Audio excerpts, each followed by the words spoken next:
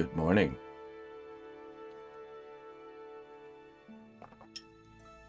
How are we all doing?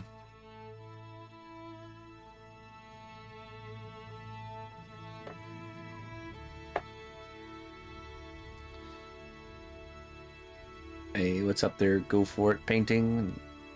Mom and Pop and Torn and Looper and Clayton. Jones, Red Ticket. My mouse's battery needs to be replaced. Everything's crapping out at the same time. What's up, Red Ticket?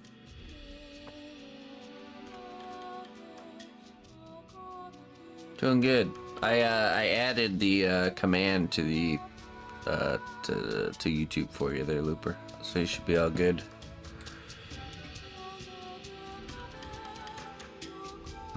Doing good. We had a nice little storm sweep through last night. Big rumbly one.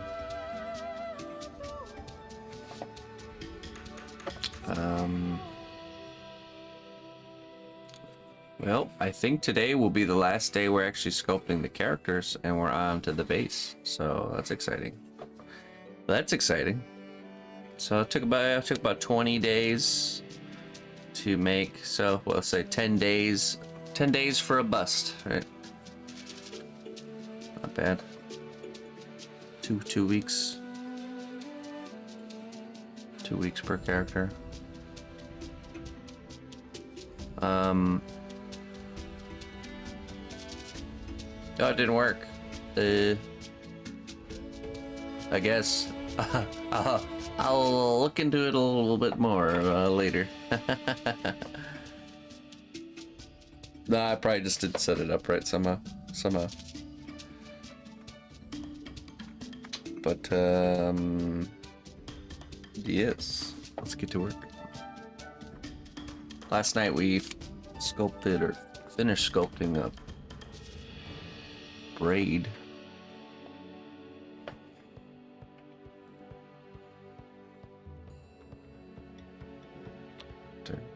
It's all baked. He's all baked and I thought he was done, but I forgot he has rings. I have to sculpt the rings on his fingers. And he also has a little like thing going around his hand, like on the sword part. So that's the only last part to do there.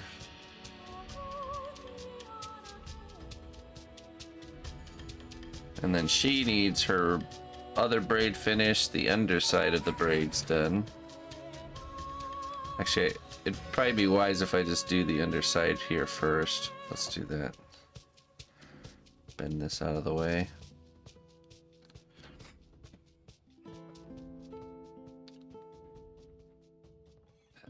Sculpt the underside.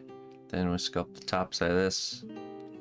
Then necklace, then bake it, then underside of the other one. And I think that's it.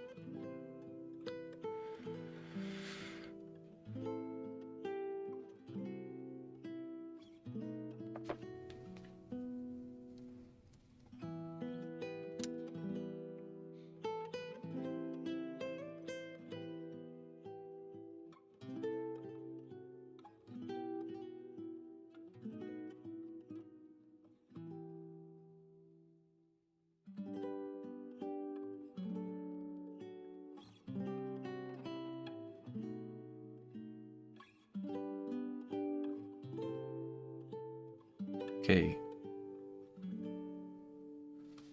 Start by painting in some clay glue here.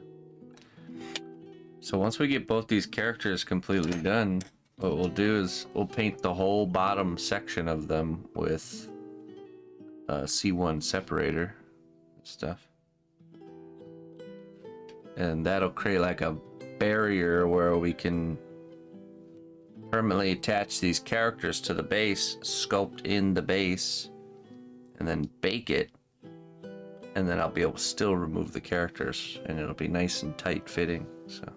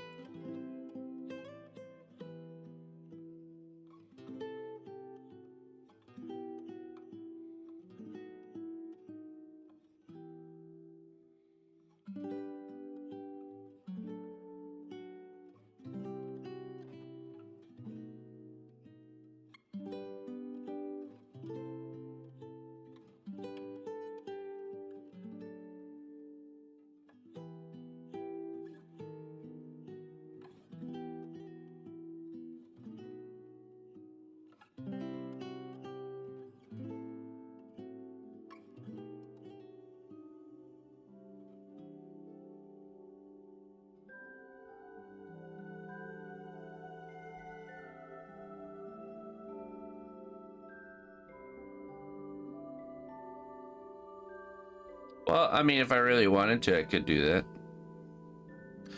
The thing is you have to think about, is it to make it come apart takes time and effort too, you know? So is it worth just dealing with it, or is it worth taking that time and making it detachable?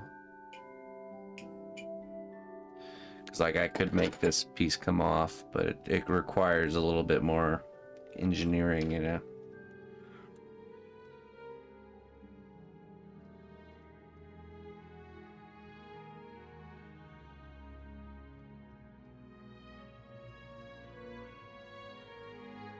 Sometimes it's worth it, sometimes it's not. Off with their head.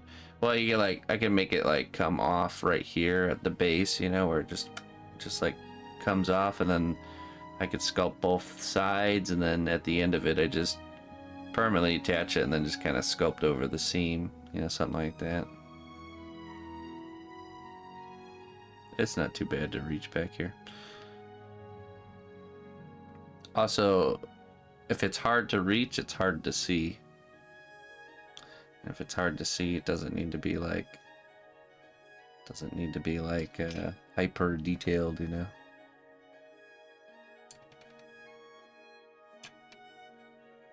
Right. If it was a little more extensive or a little bit more of a pain in the butt, then making it detachable might be a good idea.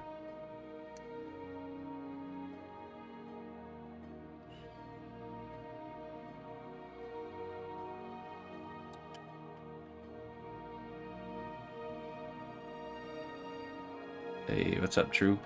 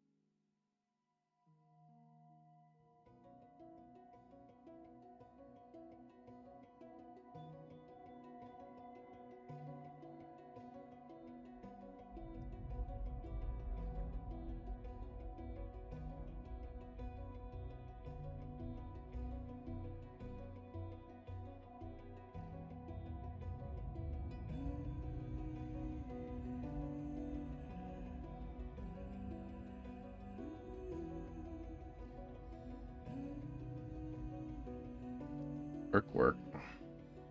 Hey, it's Thursday. I mean, that's pretty close to Friday.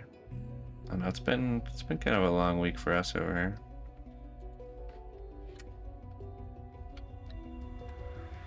Just a lot of stuff going on.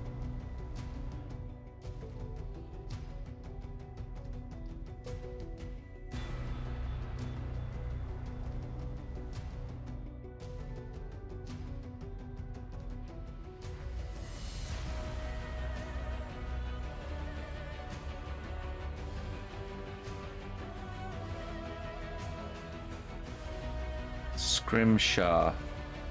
What is Scrimshaw?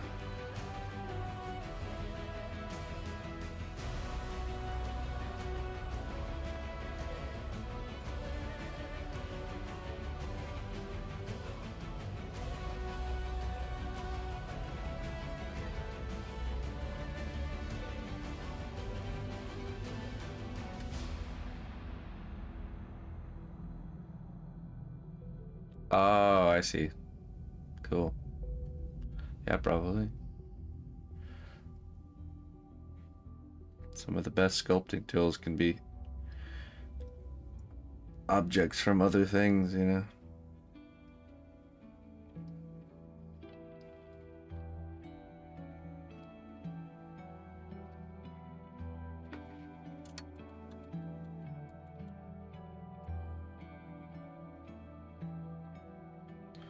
Shula Dame, hello Shula Dame.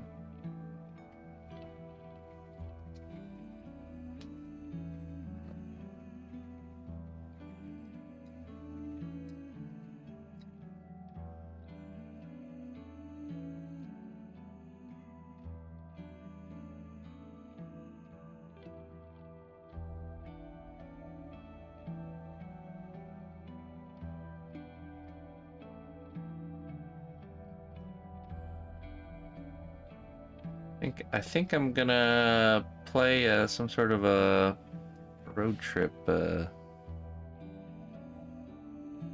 road trip game. My summer car or something like that. Me and my brother were talking about those and sparked an interest.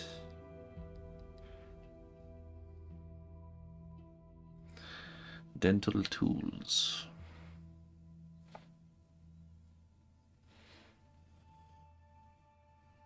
Oh, I know one of my favorite sculpting tools. It's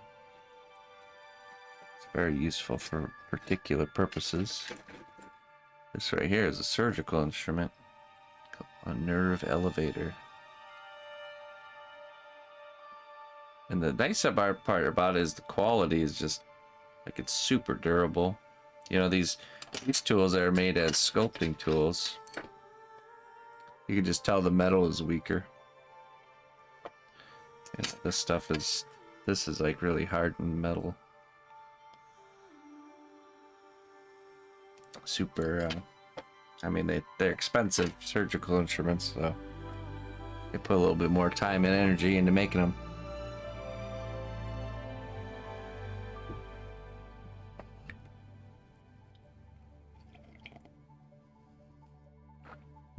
I'm almost at a point where I think I'd like to start producing and making tools more than actually acquiring them.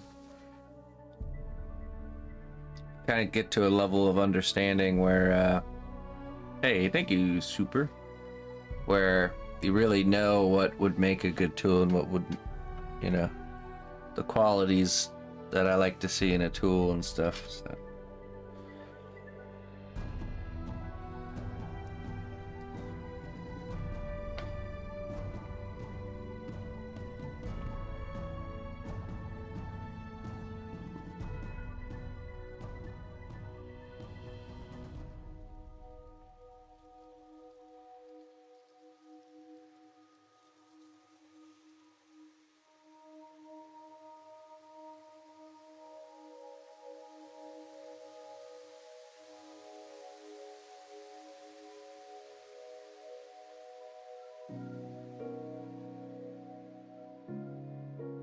Okay. Yeah, I definitely pushed a little bit further than I'd gone before on this one, I think.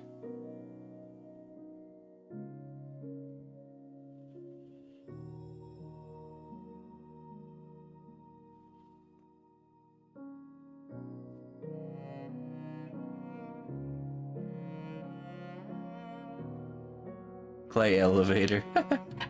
This right here, yeah. So I mean, I ended up getting it from somebody that sent me a bunch of surgical instruments. And this is one that I think this is actually from the same set. This one right here.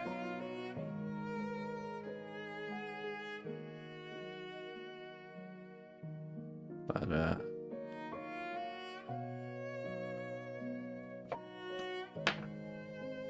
don't really use that one.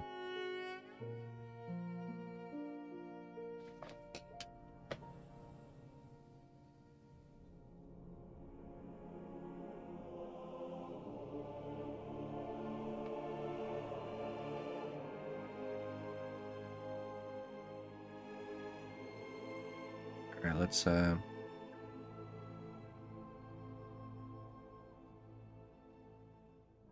pliable is the clay when baked? It's flexible. Here's a baked piece right here. So it's like the density of like a pink eraser. So you know, firm enough to hold its shape, but when it's thinner, it can bend. See the tips of her fingers.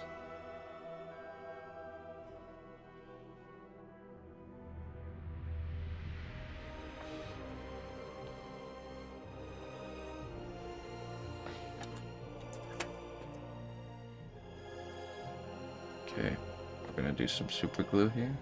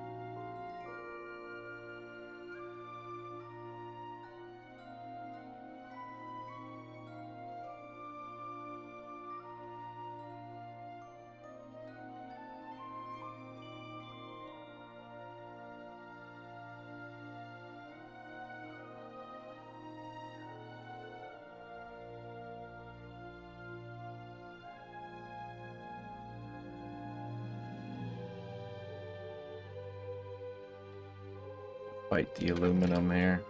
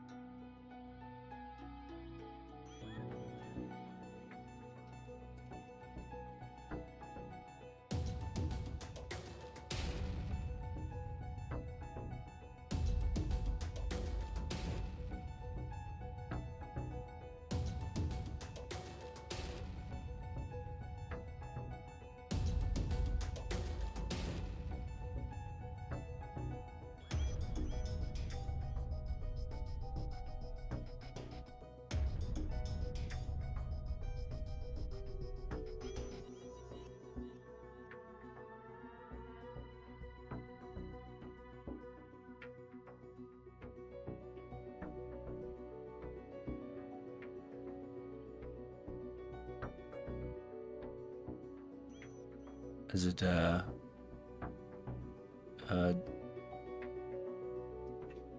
Geoint? Am I saying that right? Good morning.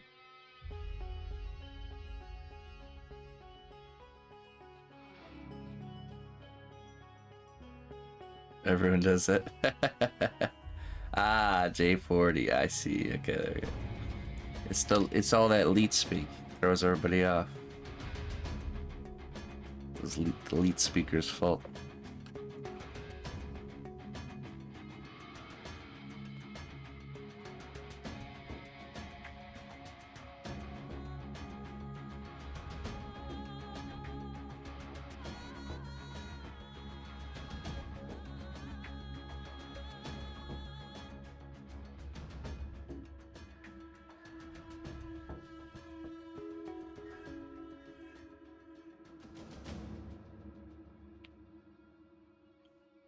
J40. That I can do. Hey, well, I appreciate it. I do appreciate it. Thank you for the kind words.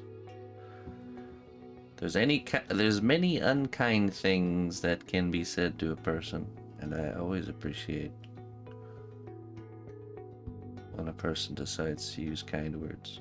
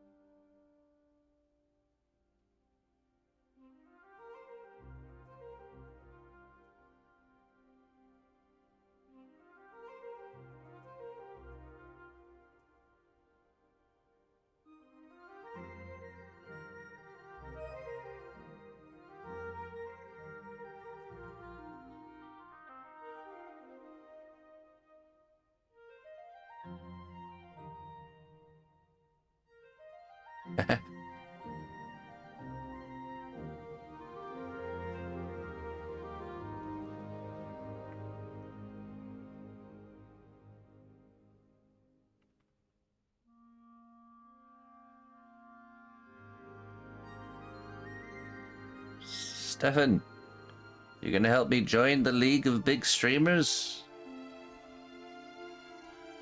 Oh my goodness.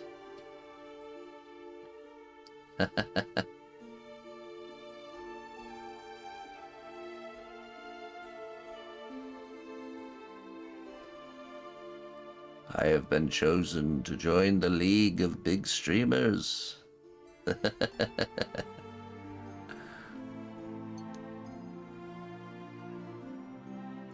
Hey, thanks, Shula.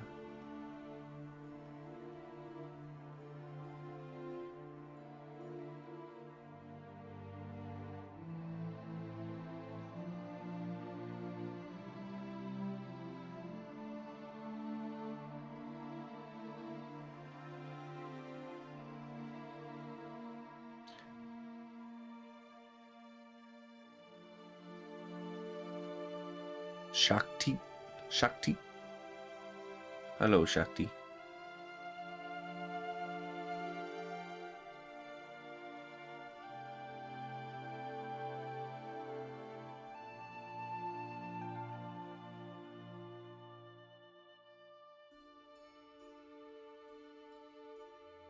League. The League of Big Streamers. It's like the Justice League of the streaming world, huh?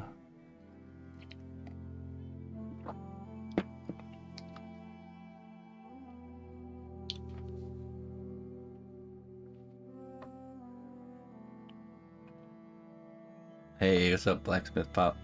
Good morning.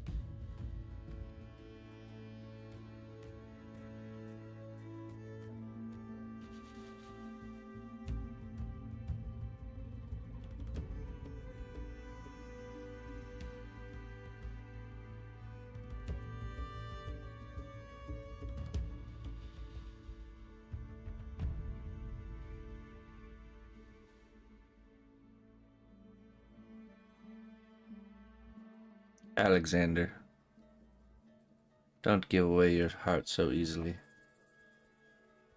It's gonna get you hurt. But thank you.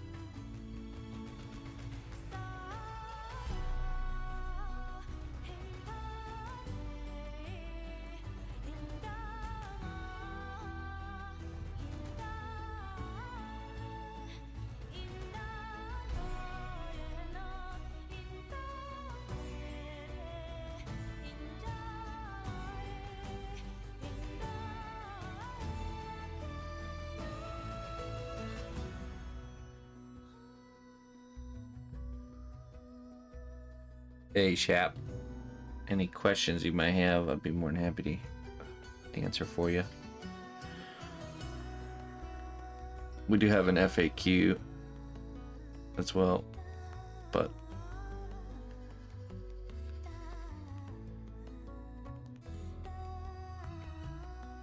what are you curious about? The cameras? This is just a Logitech Brio webcam mounted onto our harmonica mount. Oh, there we go.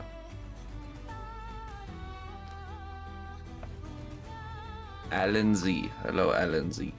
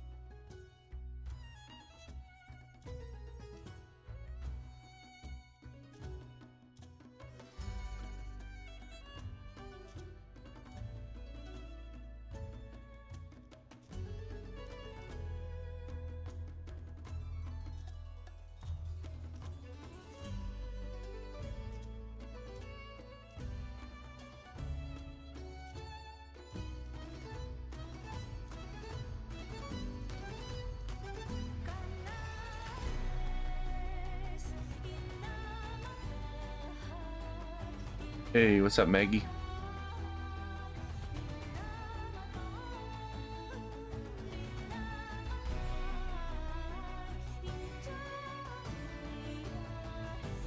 Hey, thanks.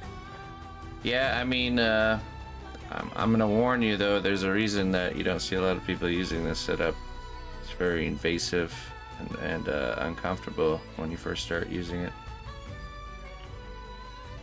I've just been wearing this thing for like 13 years, so I've accustomed to myself. Because you have to be very still. Even like subtle little shifting around can cause a lot of, you know, chaos for the viewers.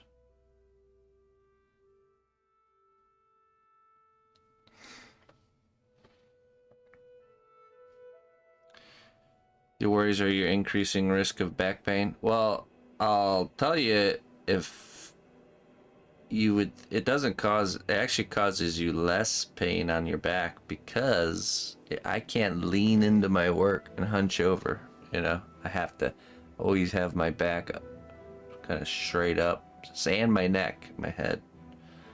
So it's like it's almost like a brace, just stops you from leaning into your work.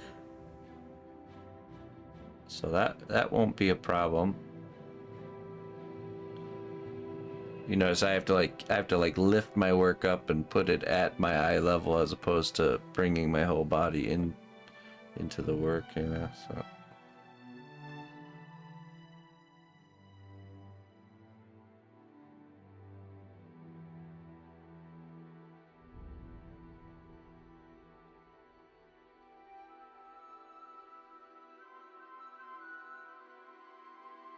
hey, what's up, Bandito?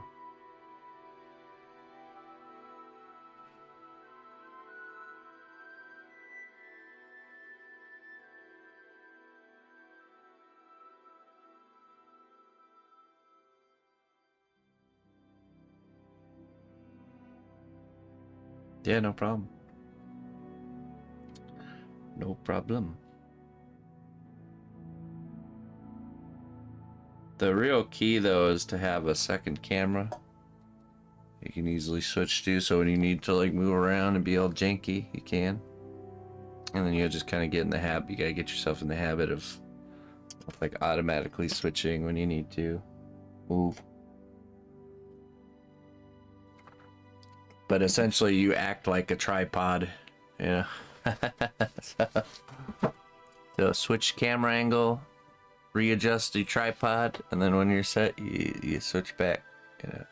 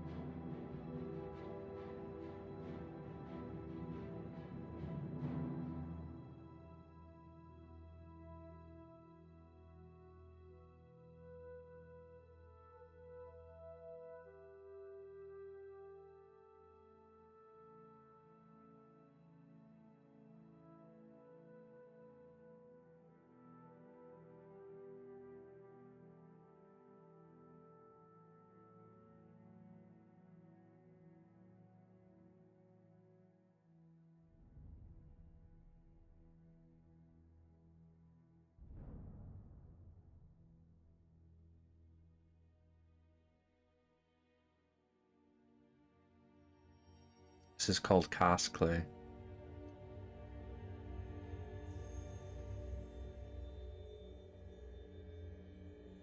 COSCLAY. Could do exclamation point clay to get a link. Or scroll down, yeah. Nobody scrolls down these days. Come on, everybody knows that.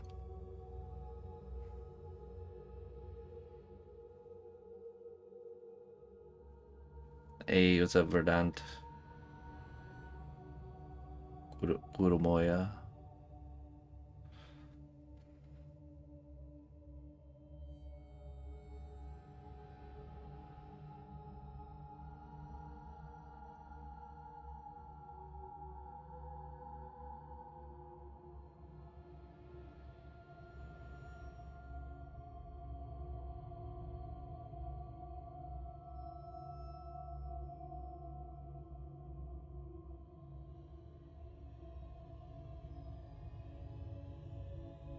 Set that up with some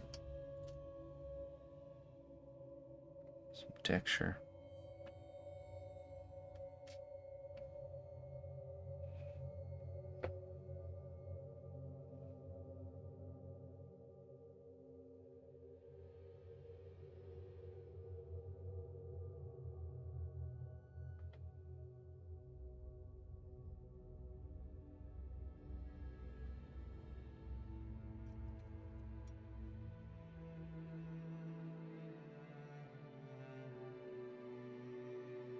Just gonna brush some clay glue here so it kind of sticks around.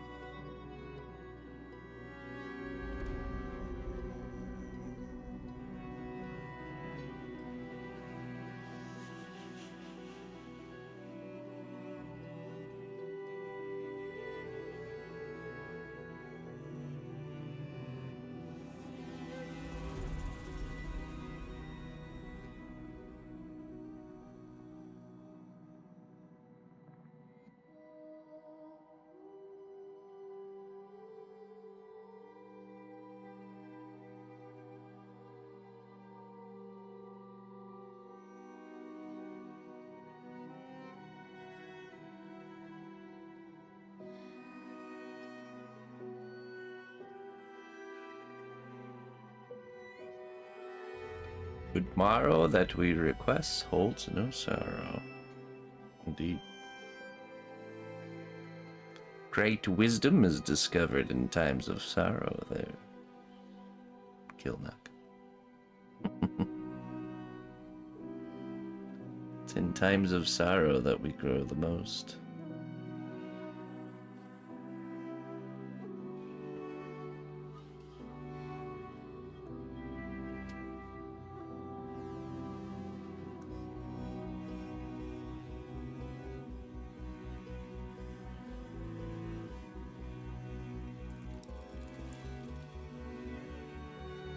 There's a season for everything.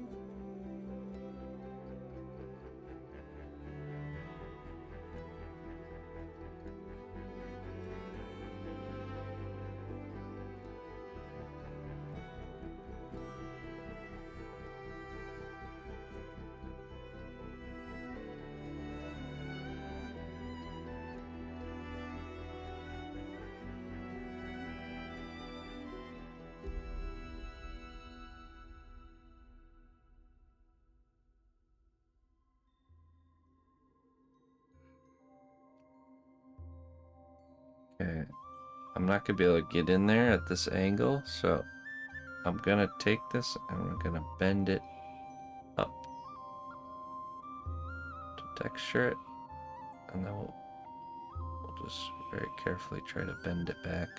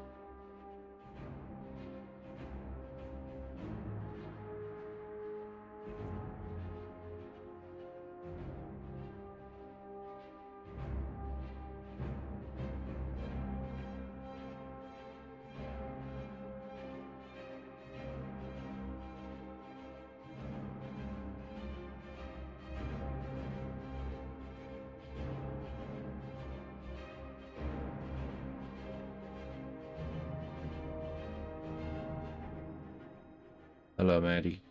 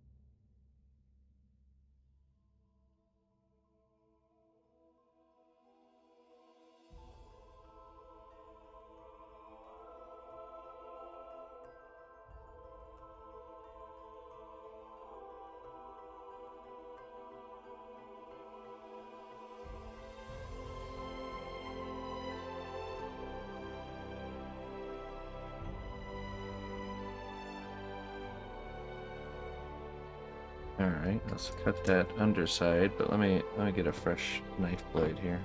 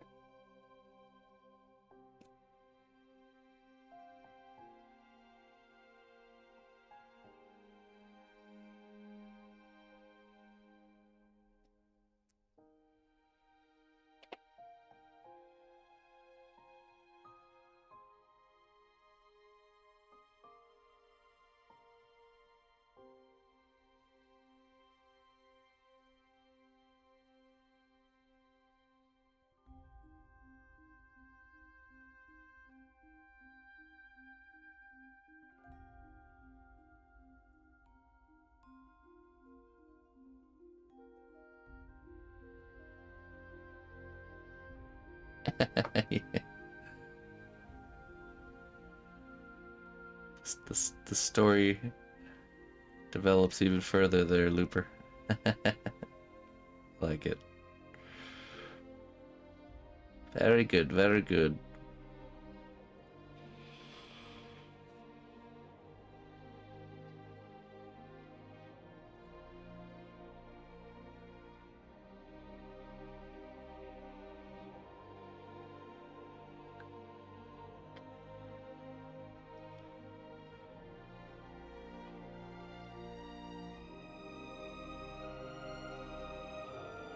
Indeed. We very much appreciate any help we can get.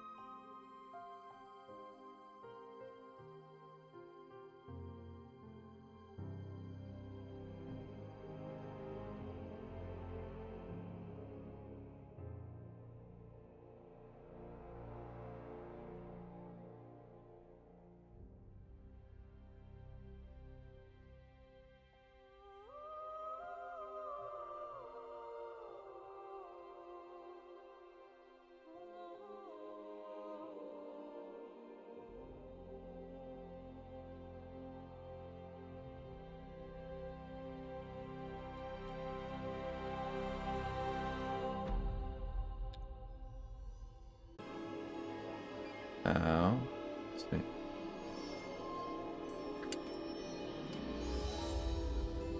Little spot right here.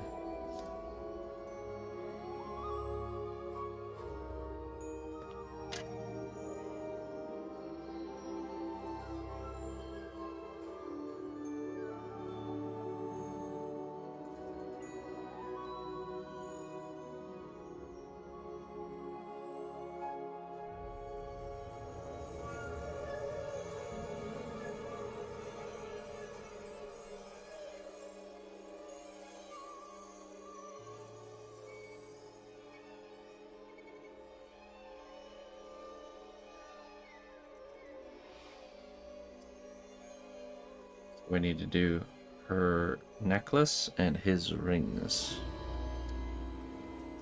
But need to wait for our film crew to be ready for that. So we shall switch in the meantime. Now this fella, this handsome fella right here.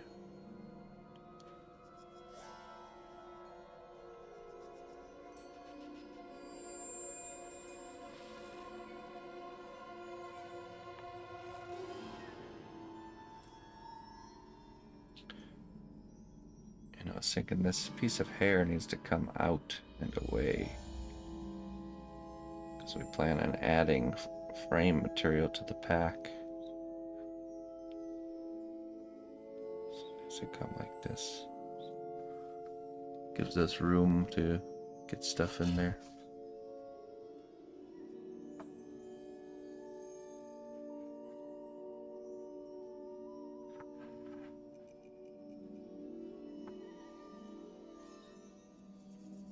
Actually clean that up with the brush and alcohol. Then do some finer lines.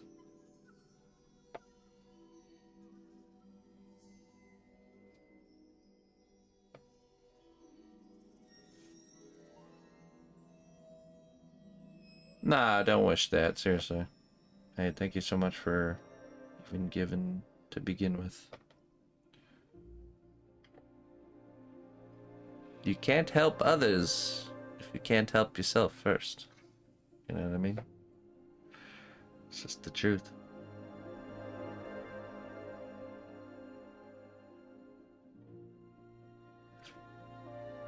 If it's cold outside and you give your only jacket to somebody, well then now you're cold and in need of a jacket. Someone else must help you. And round we go. So first, get your own jacket. Then get a jacket for someone else.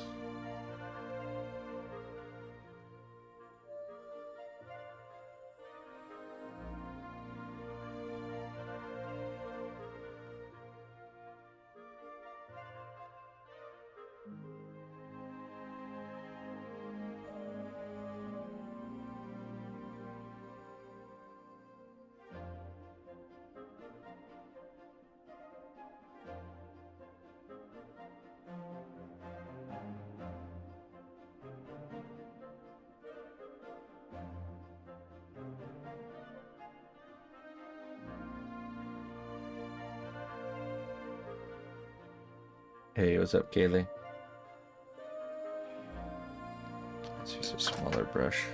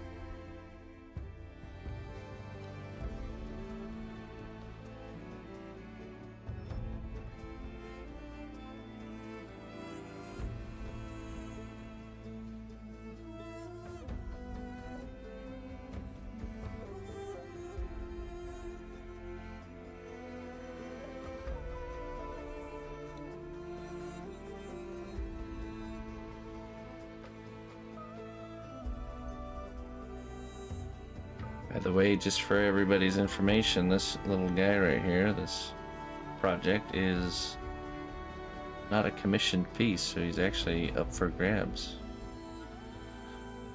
If anyone's interested in adopting this piece, scooping them up, while simultaneously supporting my craft here, shoot me an email.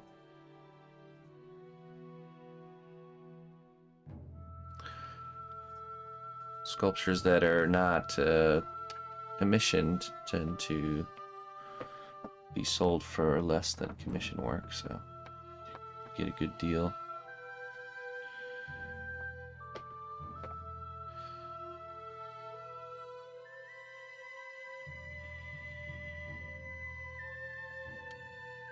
They'll have a fully finished base, fully painted.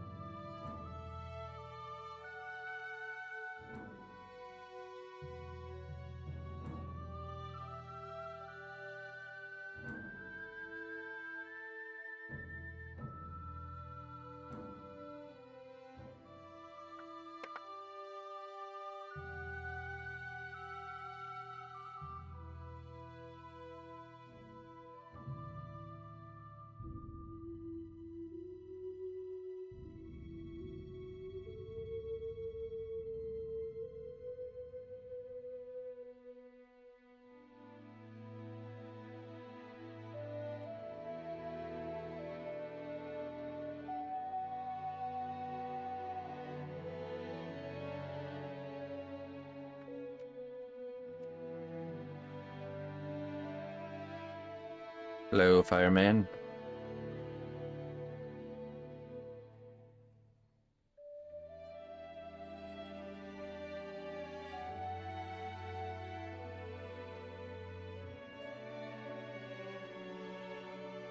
I wish I'd use clay glue on this part, otherwise it'll start to tear.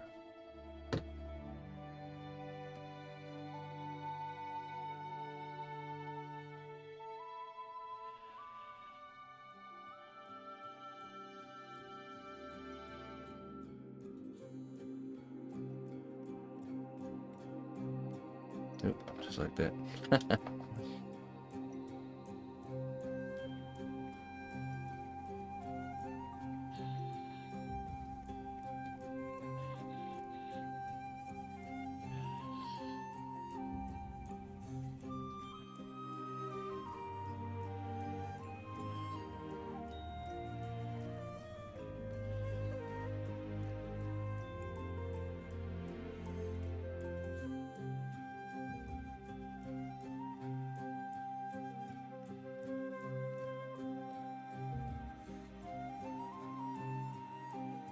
Just a trim. Hey, thanks, fireman. Welcome to the stream. Welcome to my workshop.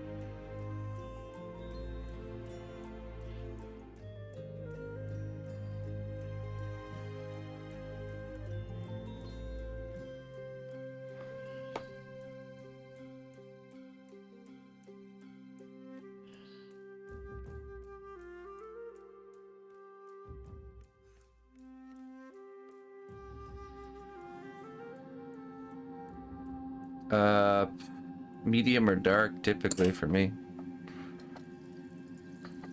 I'm also, though, not picky with coffee, not even a little bit. No, I can appreciate anything that is coffee, essentially.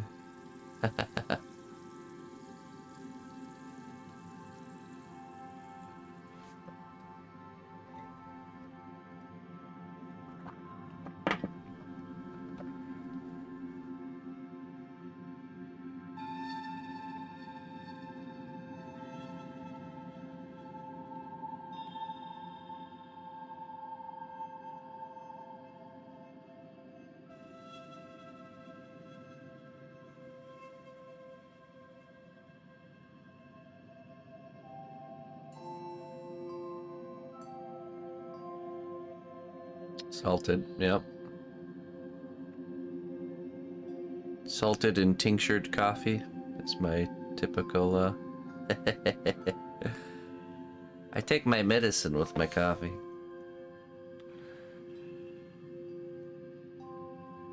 Couple dropperfuls of tincture.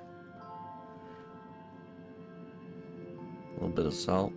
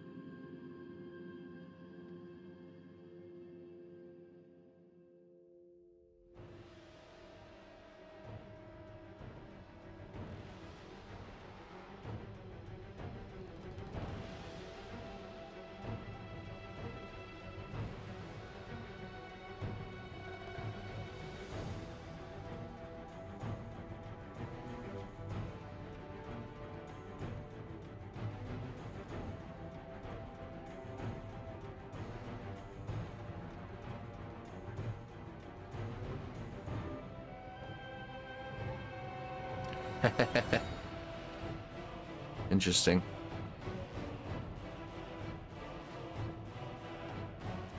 Well, okay, but on that argument, the more rare a steak is, the more flavor it has. But darker roast coffee tends to have a stronger flavor. Coffee snobbish. I'm not a anything snob really. I can appreciate less than ideal things.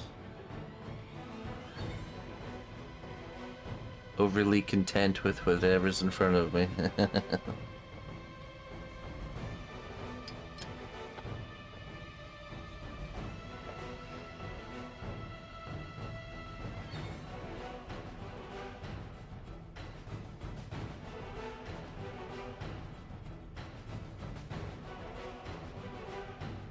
Just say if I consider something to be pretty bad, then it's probably like really, really bad.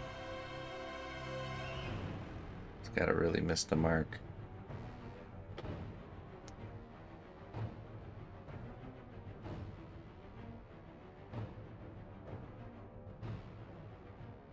I don't add cream and sugar. I drink my coffee black. Straight up black. I know, but I know I'm a weirdo with that stuff. I do know that's the case. Cause like I said, I usually add salt, some Celtic sea salt, and then my first cup of the day, I add my. There's a few tinctures I drop in there too. Some mushroom tinctures and whatnot.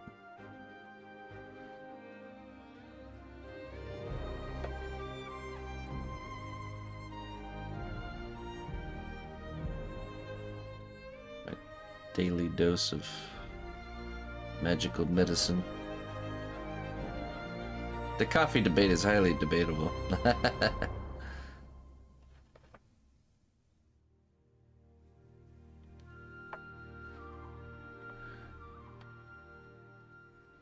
Good morning, Colleen. What's up, dear Schul? Der Schule.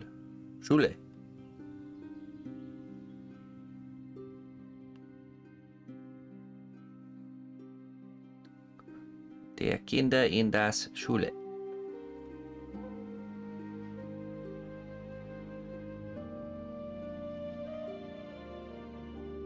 Alright, true. We'll catch you later. What's up, Blue?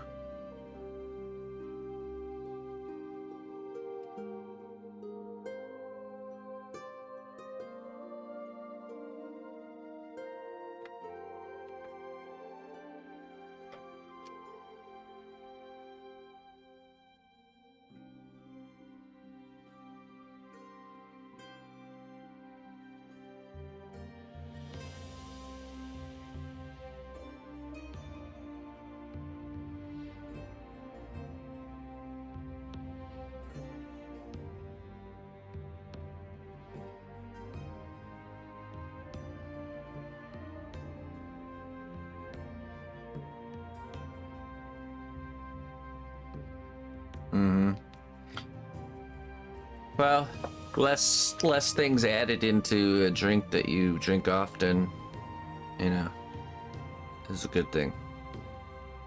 Same with when if I have tea and stuff like that, I don't take it with cream or sugar. Not that it doesn't taste nice with cream or sugar. It's just less, you know, especially sugar. Just eliminating as much of that out of your day as possible. Since coffee's such a daily ritual thing, if I'm gonna have it, then it's, you know, can't have cream and sugar.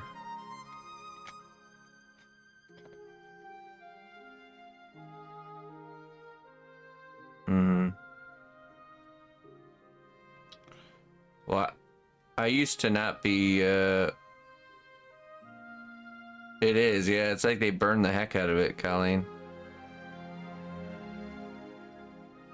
That's like too far burned. It's like, burn singed dog hair coffee, my favorite. But I used to not like bitter flavored things until there was a stage where I really cut sugar out completely. It's just I went from like, you know, I had a stage in my life where I was like drinking sodas and stuff all the time, and I can't remember how I got to the point where, but I decided I needed to cut sugar out, sweet things for a while, and I did. And your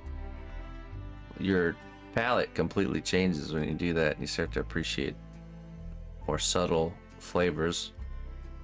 And I tell you what, if you can cut out all like sugars and even carbs for a month, and then taste a strawberry, tastes like straight up candy. Tastes like straight. So it's like all the extra added sugars and stuff isn't even needed. There's plenty of sweets out there that sweetness levels, but it's like anything that it's like diminishing returns with sugar. So if you have a constant steady rate of sugar, then in order to taste that, to get that sweet hit again, you have to get a little bit more. You know, it's like any drug. It's like, oh, need a little bit more this time, a little bit more. Before you know it, you got like grams and grams of sugar and things. Nowadays, if I have something that's just like conventional, mass-produced, loaded with sugar type stuff, it just tastes terrible to me. It's just overwhelmed with sweetness. So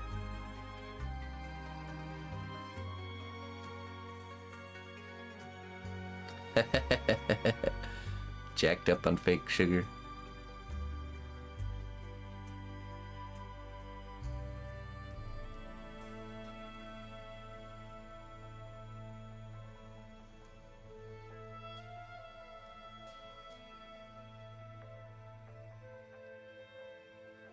Oh yeah, for sure. Yeah, sugar's the enemy. Highly processed. You know, if you're gonna sweeten something, you should use honey, like real honey, or even maple syrup. And you shouldn't have it all the time. You know, that's just the reality of it.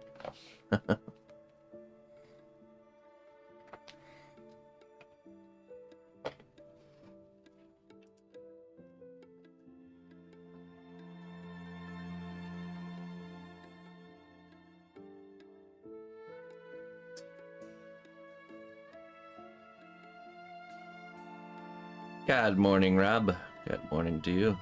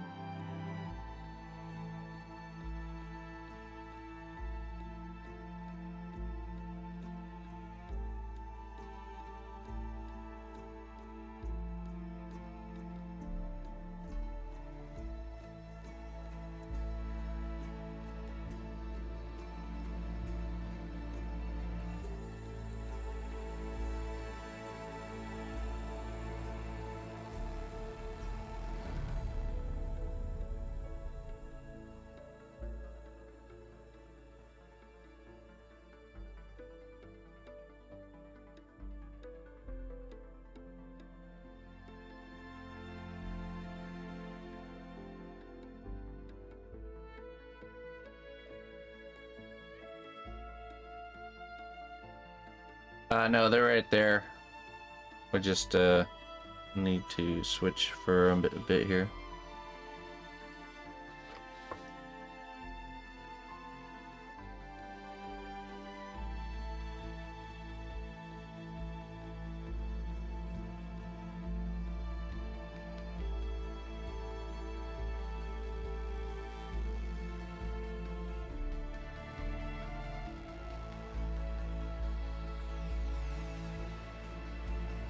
Okay. We can actually switch back now. So we need to do his. He has rings and she has a necklace. That we need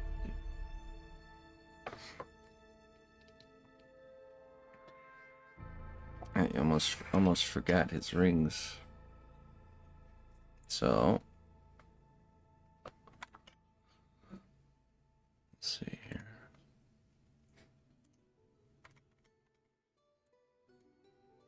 Add some clay glue here.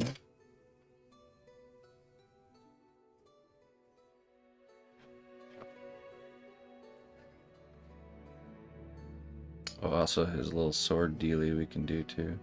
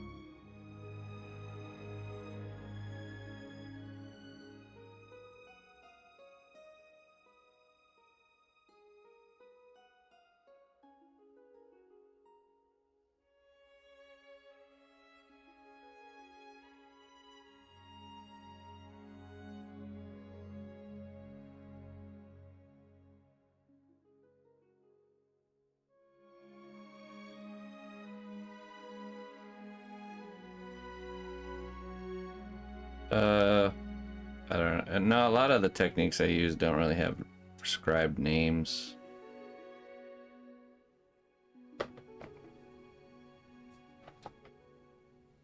Some do, but...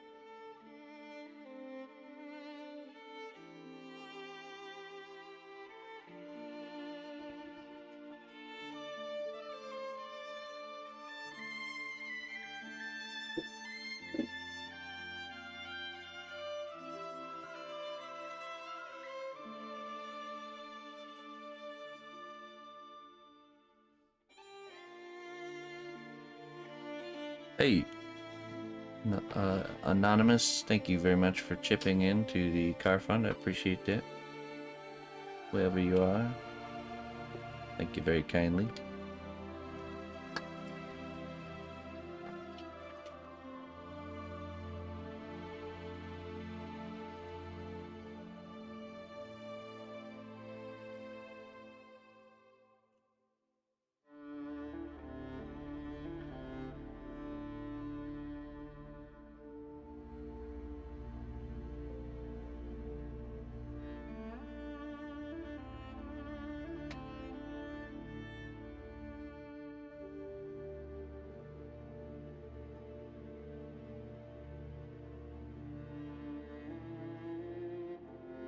Today will be doing a good bit of scrunching. Should we let Emma name all our techniques?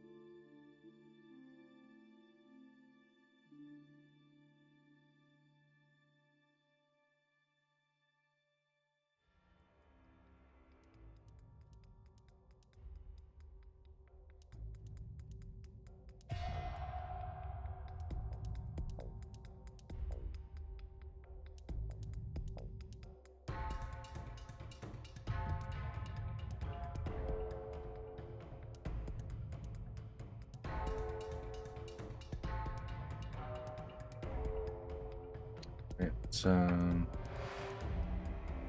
brush those a little bit, rounding off those edges.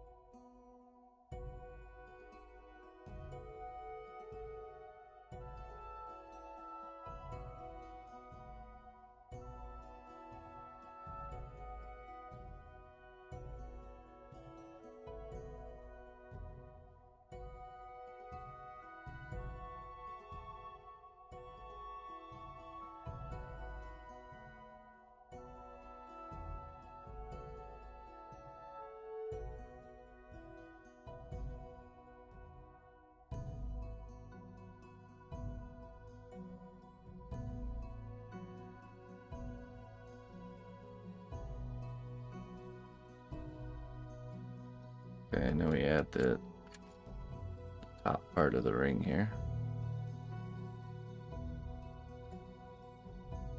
Yeah, that last song. I think we fell off of our playlist. That's what happened there. Somehow.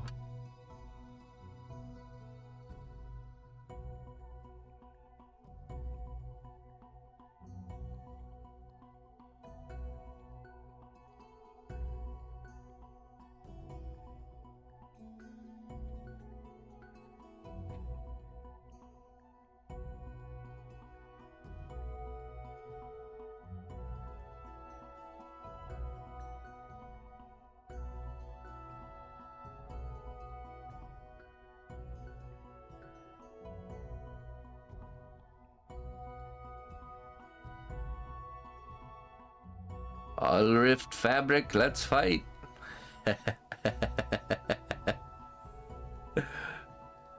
Such your like heroic saying. All rift fabric.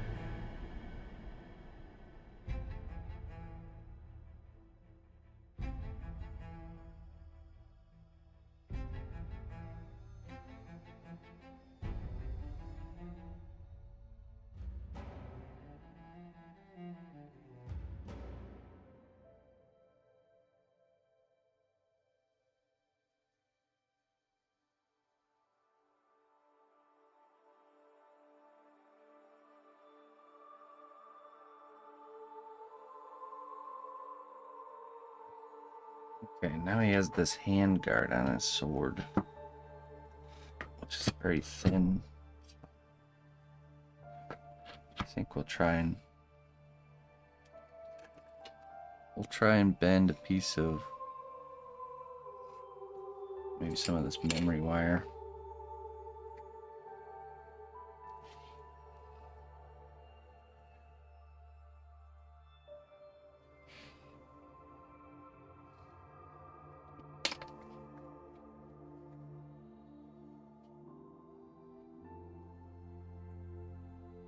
Hello, Plata.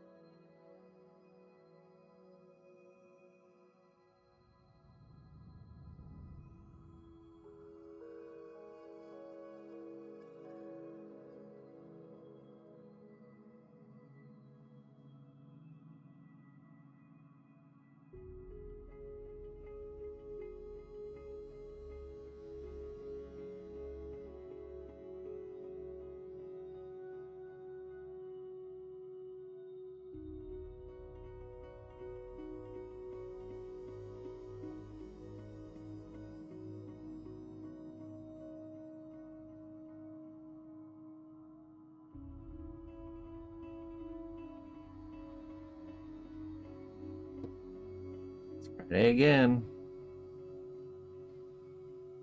It's been a pretty long week for me. I'm actually pretty excited about that. Don't take this from me. You get out of here with your Friday doubting.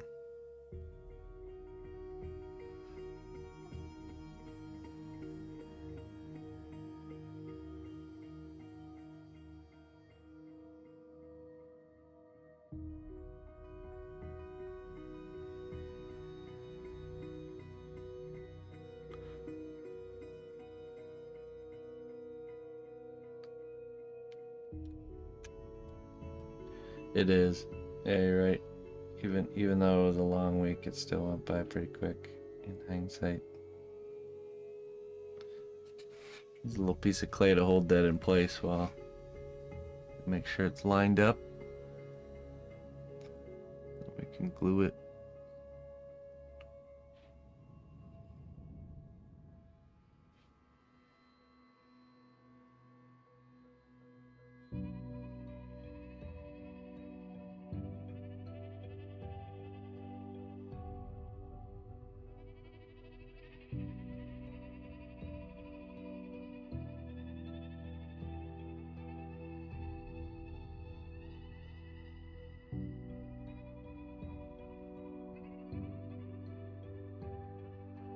Okay, now with this extremely precise glue tip, we're gonna do some precision gluing here. You know, actually, let's grab a toothpick. And we will put a little puddle of glue and then we'll dip the toothpick and apply the glue with the toothpick.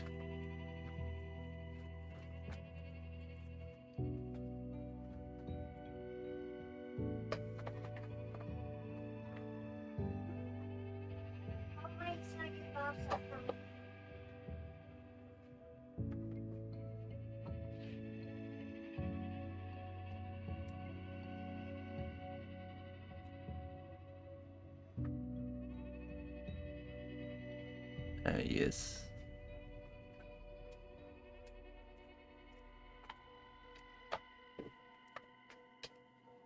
There we go. That should do quite nicely right there.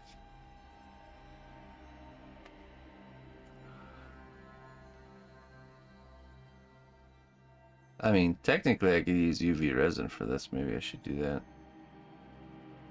I was just thinking. No.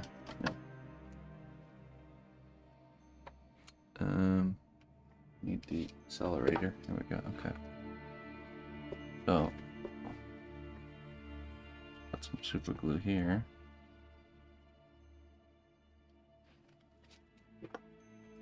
Take it. Scoop it up. Apply it.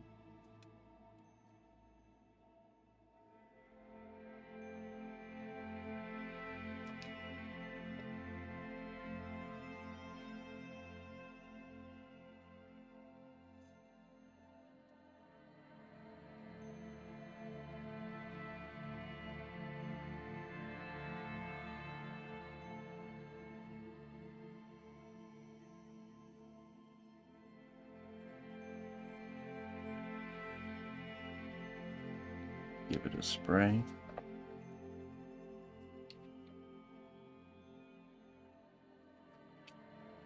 Ooh. Now I gotta do the other side. Abode.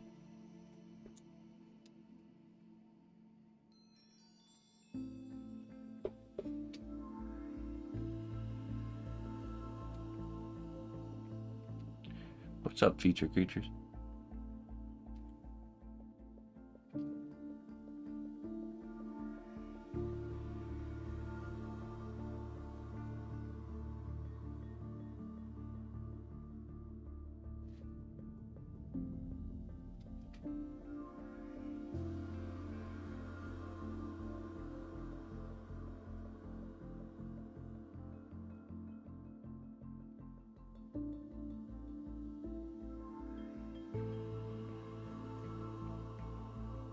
Okay, now let's just remove this clay and see how we're doing here.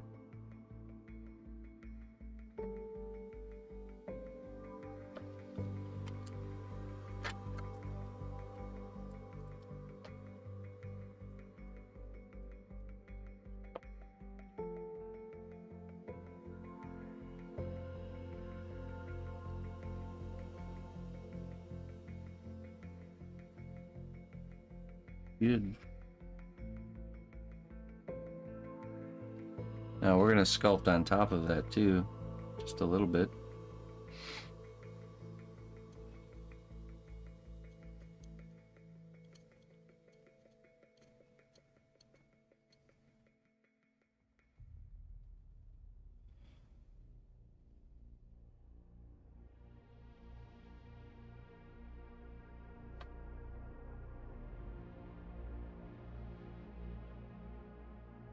Oh, what? What?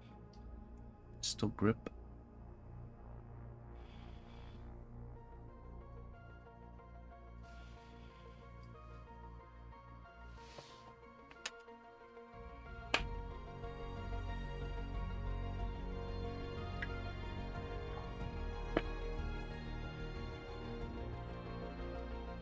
Oh.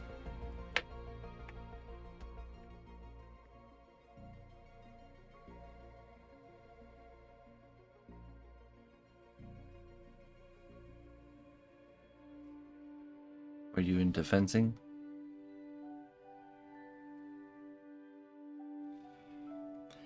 Yeah, I've built a few fences in my day too.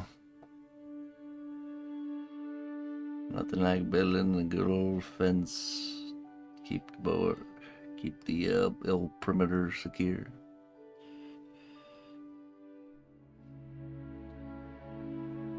I've dug quite a few fence posts in my day. Just recently helped the neighbor dig a few fence posts.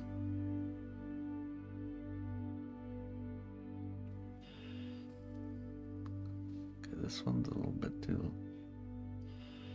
Give this one a trim here.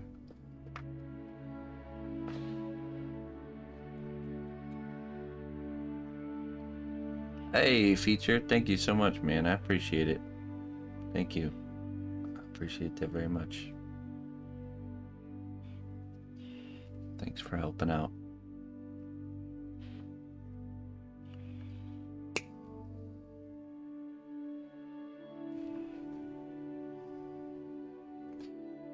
Yeah, they do, and you know, choosing the well, I just not in a position to really do anything about it right now myself, so it's just nice to have people to call on for aid in a time of need.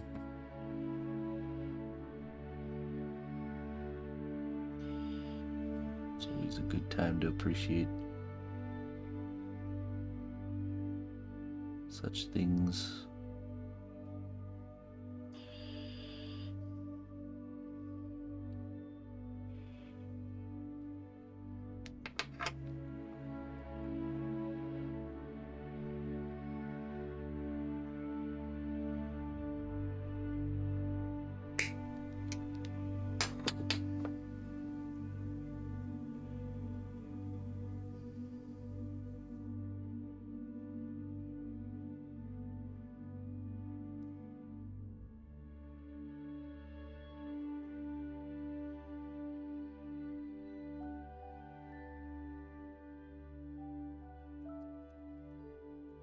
Some clay here.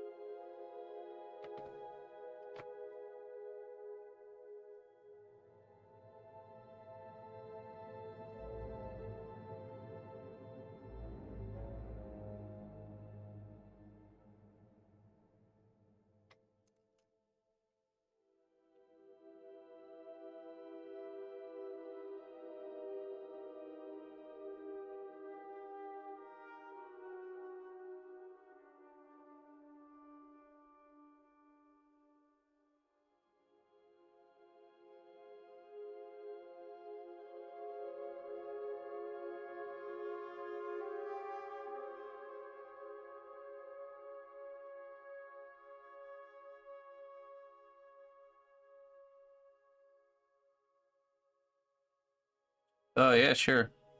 I certainly can. A red ticket. I don't personally check the CNET school, or I try not to look until it's class time because I don't wanna I like to give you guys my genuine initial impression. So you always have to let me know when there's something there for me. Let's take a look.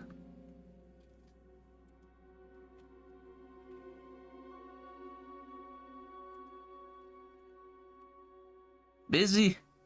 Nah. I'm never too busy for my students.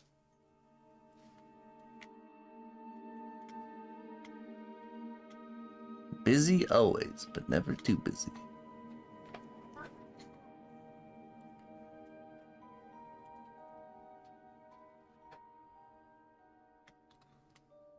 Alright, let's see here.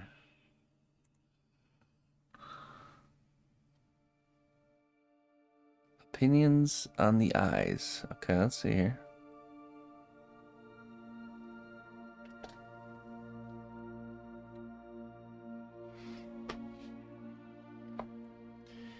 Well, I think they look really good, actually.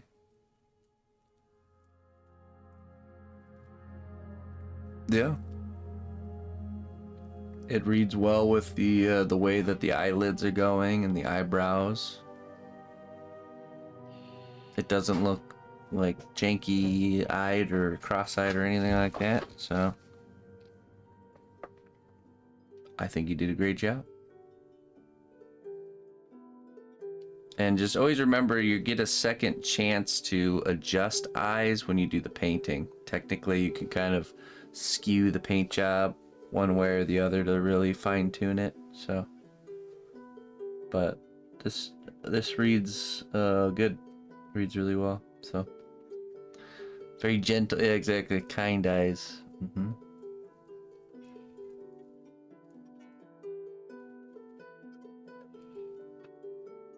Mm-hmm.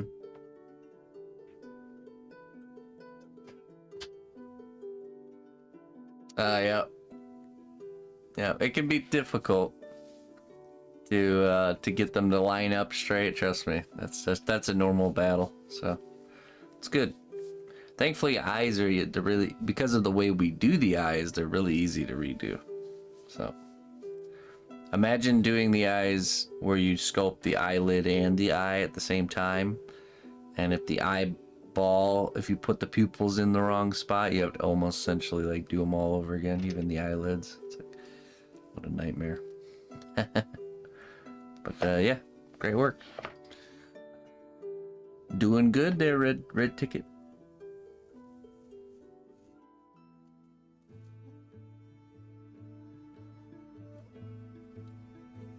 Yeah. Yeah, I've done that before too, where you like carve away some of the eyelid material, which is much easier to do once it's been baked, to adjust, make little adjustments like that. Awesome. Nice work.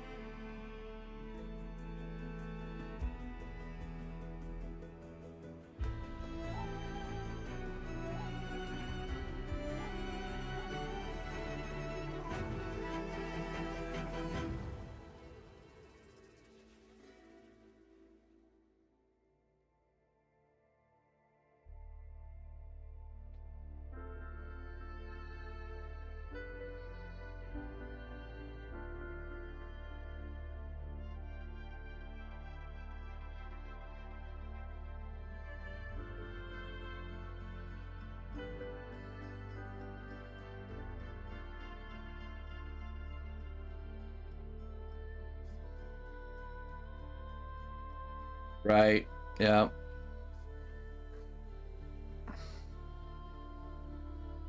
That is a good idea. A half circle tool or something. Half moon. Not a bad idea. Oh yeah. Take some ball styluses and like somehow slice them in half. Attach them to a tool. I call it the half ball stylus. A whole new line, whole new wave of sculpting innovation.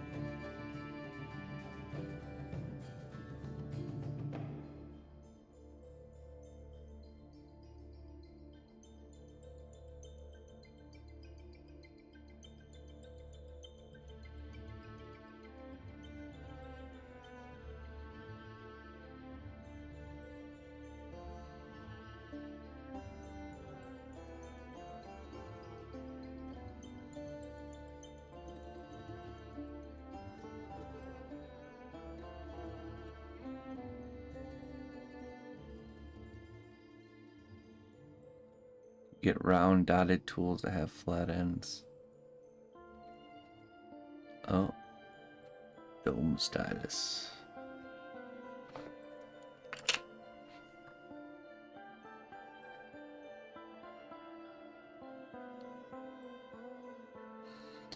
What you do, so what you can do to get like to do the iris when it's like partially under the eyelid, you know, like, you just use a smaller stylus than the actual, you know, and then you just have to kind of tool it.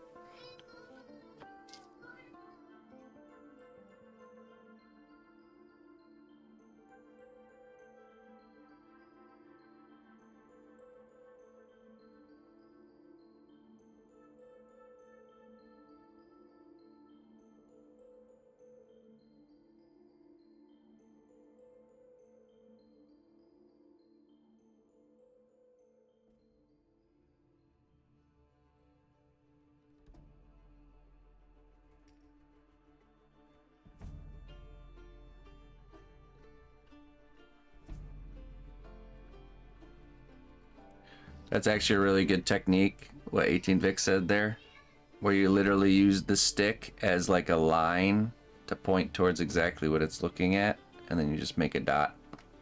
And then start with the dot, and then you can kind of go from there.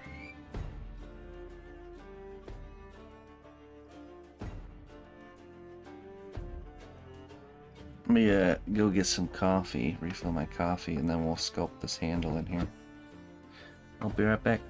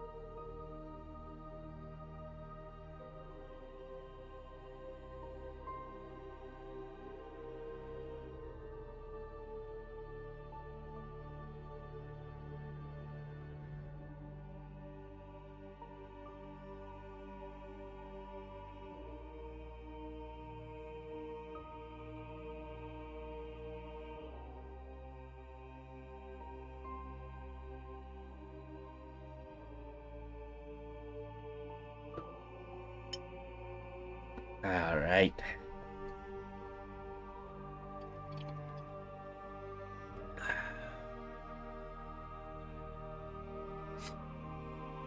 Ooh.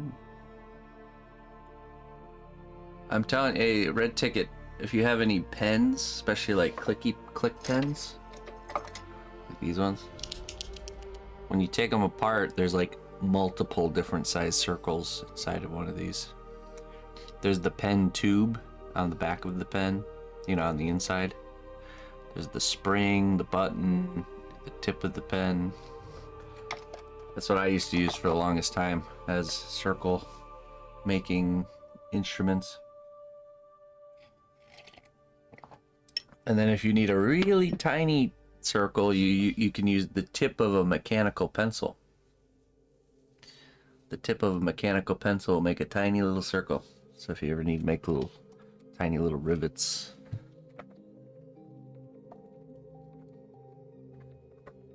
Yeah, learning that, or realizing that you shouldn't hand make tiny circles. You shouldn't make them by hand unless you absolutely have to. That was a big mind-blowing moment. Because especially if you have to make like a bunch of them, like little rivets and stuff. Man, I went through so many different techniques of trying to make good-looking rivets and stuff. I even used this one technique where I would take pins, like you know, like push pins that have that tiny little rivet head, and I would cut that part off and I would push that into the clay to make rivets. So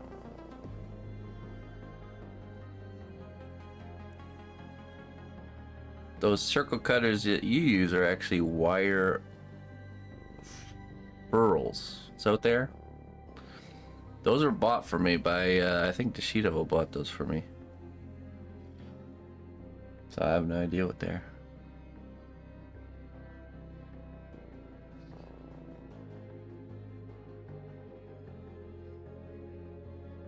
Mechanical.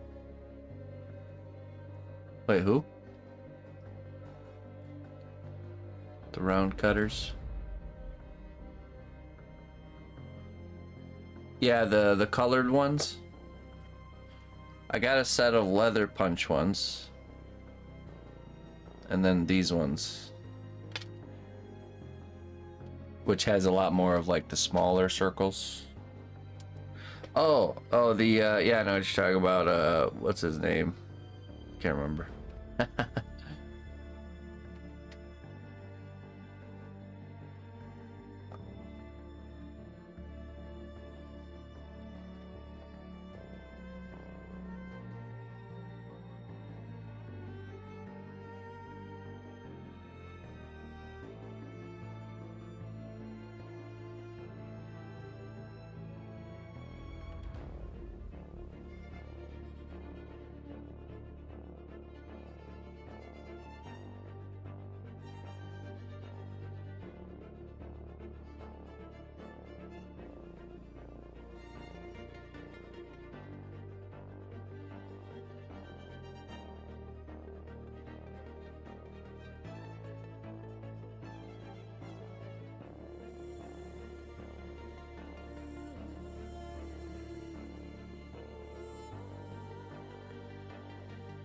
Okay. Well, there we go. Ferrules. Wire ferrules.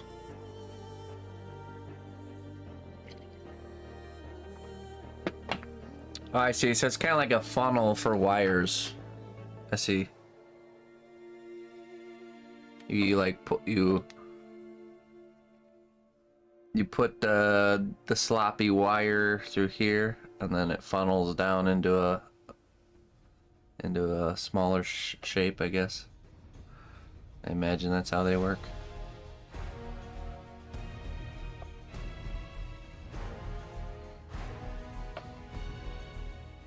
There's two things with the circles, right? There's the size of the circle, or the diameter, but then there's also the thickness of the line. So any sort of variation of those you can get. Because, like, for example, technically, don't church it up. I like circle cutter things better. So like this one makes that diameter circle, but the line is really thin. Sometimes you need a thicker line. So I actually find the back side of these makes a different size circle, but it gives you that thicker line. See? So between the front and the back, you got quite a bit to work with there. The set of those. And then what else do I have? I have these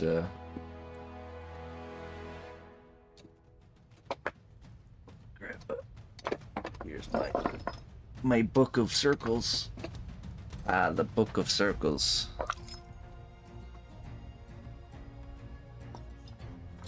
These are leather punches, which these have a few different shapes, which are pretty useful, like this one, especially when you're doing like mechanical sculptures.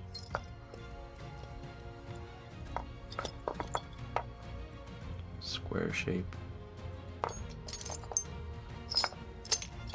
I'm sure there's many more things you could get to use as tools. Lots of unexplored territory.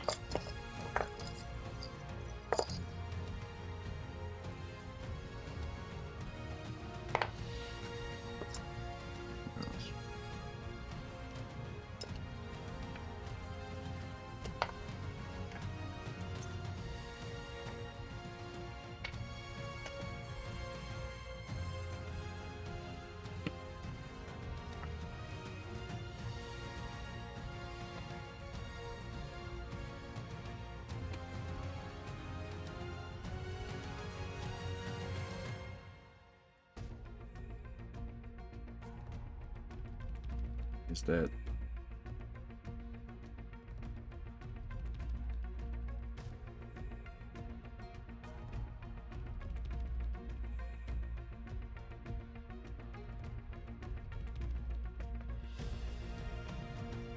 tiny little rivets? Great for mechanical sculpting.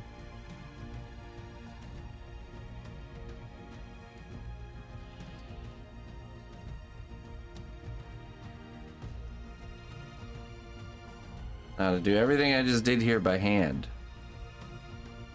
hours of work. And it'll probably look janky and weird.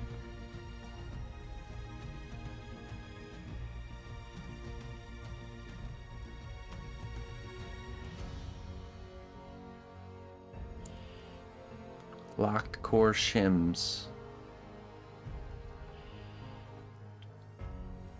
Shims for what?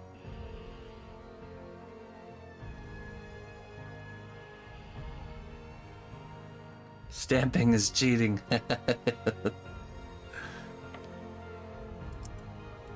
Using sculpting tools is cheating.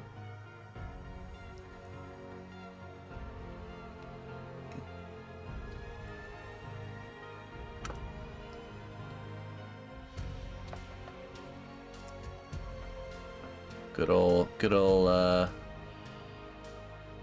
art elitists.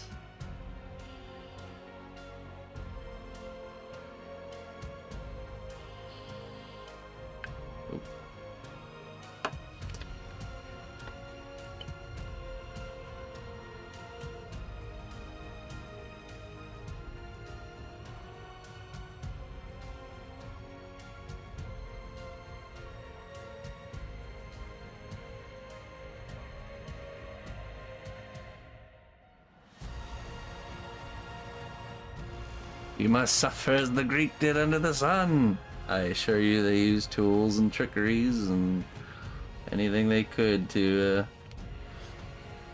achieve results. That's what it's about. Results.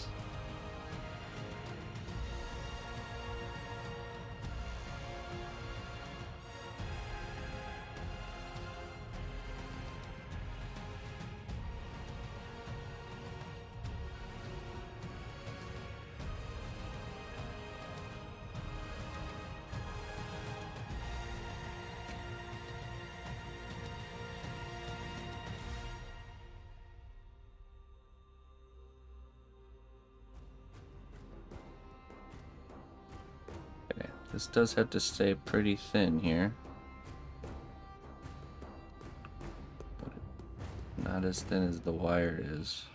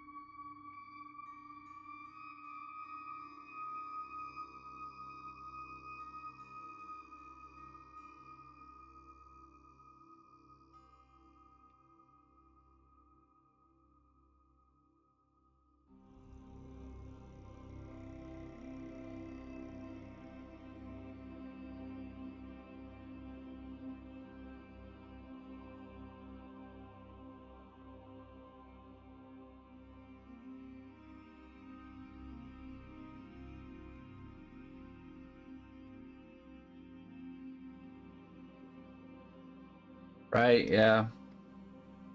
I don't have friends. Friends! What is this? uh,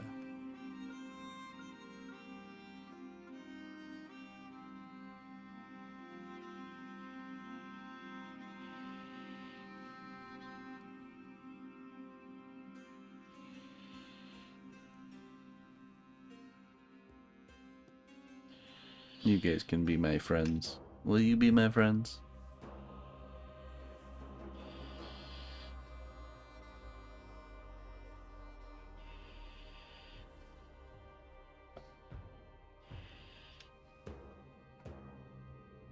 I brought a cup of sugar and your 3D printer. I was doing some baking and I realized I did not have enough eggs. Could I bum a few eggs off of you, fellow human? Also, I need to use your 3D printer.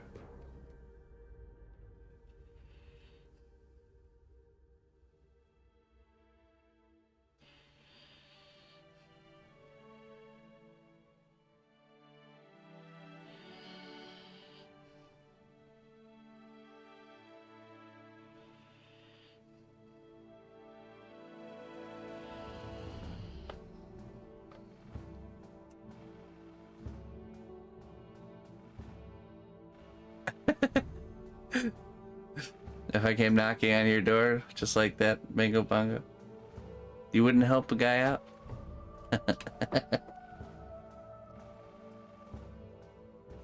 Salutations! Greetings and salutations from me and my family. May I come into this glorified box?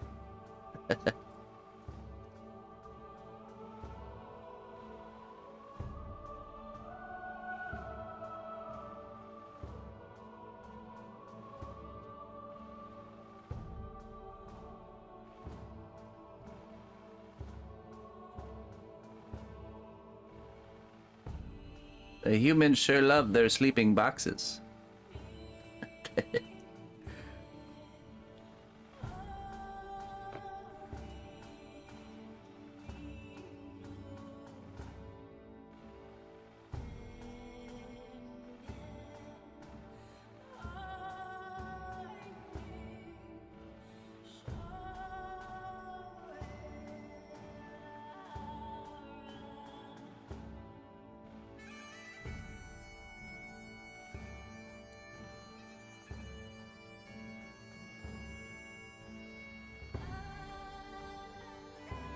use 3D printer to print another 3D printer. Yeah. Thanks for letting me borrow it. Haha.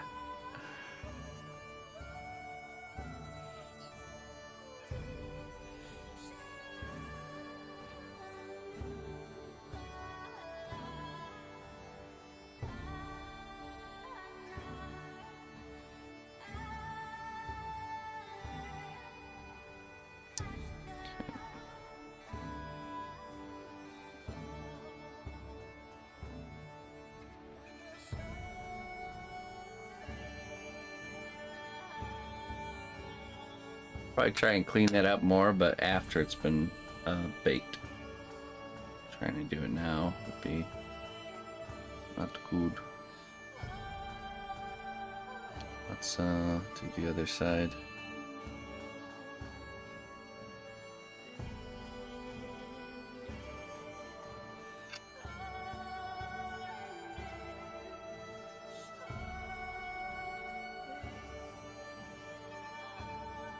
Yeah. Not only do we spend all our entire lives inside of our large boxes, but we infatuate ourselves with yeah, working jobs we don't like and spending all our time acquiring such a box. The humans sure love their sleeping boxes.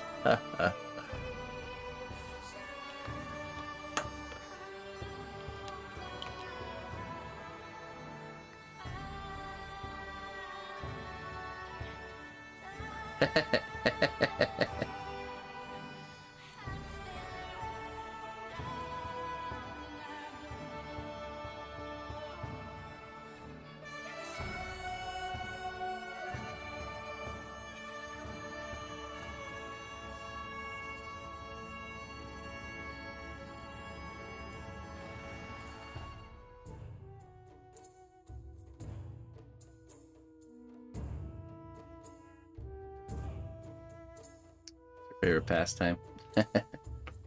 Don't work a job you hate, folks. Alright, try to find something else. We spend too much of our life working to hate it.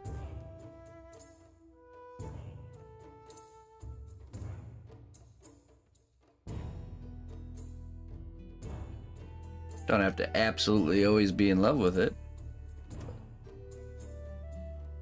If you really hate your job, then that's probably not going to get any better. You should probably gotta start making those little baby steps towards something else. There's a job out there. I believe there's a job out there for everyone that they can feel passionate about and enjoy the fruits of their labor.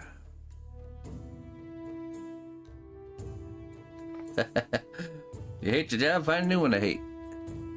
Well, sometimes the hating of the work or the hating of the job is not the job, but, you know, it's a deeper issue, internal issue. Really.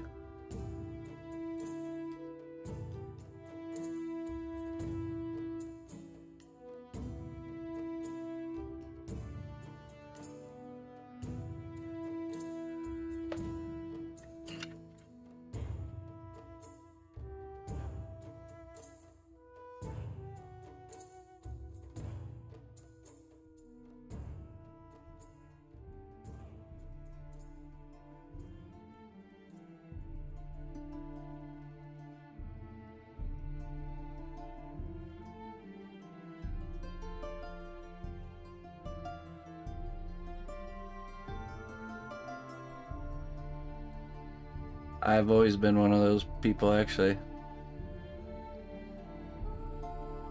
And trust me, I've worked jobs I should have hated, but I didn't.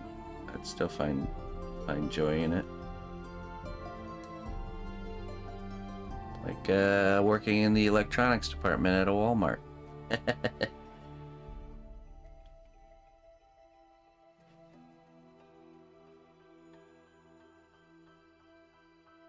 I like my job, but not thrilled with my employer right now. Yeah.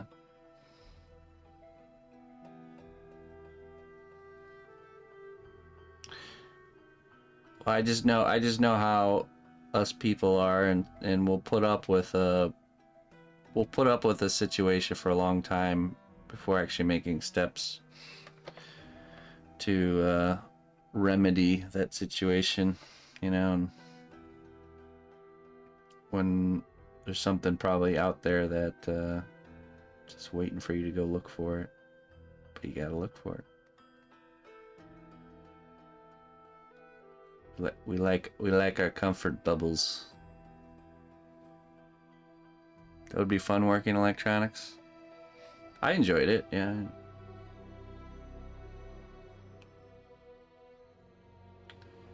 I really can't look back on any job I've had and said I hate and think I hated it. Say I was in the dairy section of well, my first job was in the grocery store, like a mom and pop grocery store called Montgomery Market.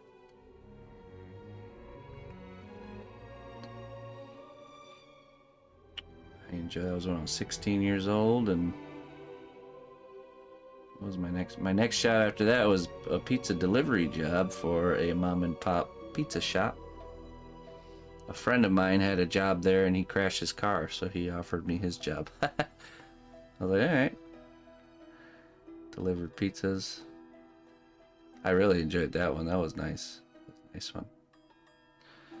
And so that one was right next to a Thai food restaurant. And it was not paid hourly. You were paid $2 per delivery plus tips. And that's it. And the only thing you had to do was drive. You didn't have to wear outfit. You didn't have to wear, nothing.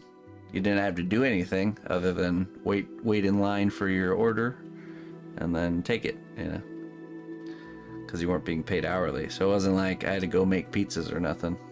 So all the drivers were like sitting around in the back room, especially on a busy night. There'd be like, 5 to 10 of us. And we'd play like poker and gamble away all our tip money and hit golf balls into. There's a big lake behind the pizza shop. We'd hit golf balls into the lake, stuff like that.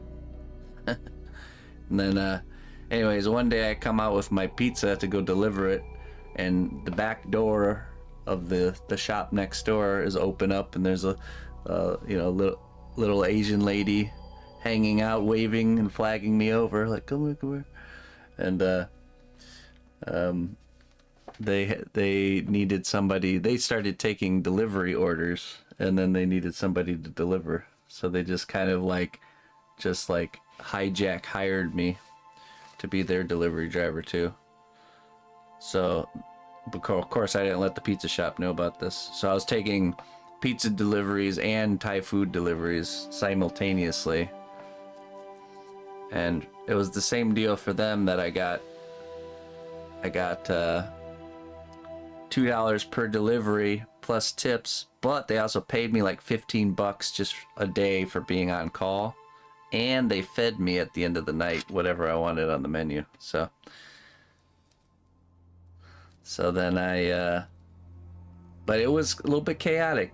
It was good money, but it was like I'd be like way out in the country delivering a pizza, and all of a sudden I get a call from the Thai food restaurant like, oh, we got Chris, we got an order, you gotta come and go get it. So then I'd have to like hurry back, check into the pizza shop with that little key fob you had to check in, and then run over to the Thai food restaurant, grab the Thai food order, go deliver it, and come back hopefully in time that my name on the list didn't get to the top of the list. The other drivers knew I was doing it, so if my name got to the top of the list, they would just kind of like bump me down, Yeah. But it was good money. I did enjoy it. I remember one time I went on a trip and I couldn't work. So my friend who worked with me at the pizza shop, I asked him if he could take over the Thai food stuff while I was gone. And yeah, he hated it. He's like, I'm never doing that again for you. I'm like, all right.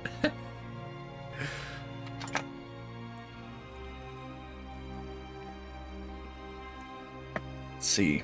After that, I moved to Colorado, I got a job at a place called Big Five Sporting Goods.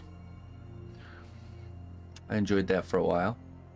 That one was funny. The store manager there played World of Warcraft. He was like one of those guys that was really hard to get along with because he was just kind of like really hard on everybody with like getting stuff done. And well, he found out I played World of Warcraft and he also played World of Warcraft.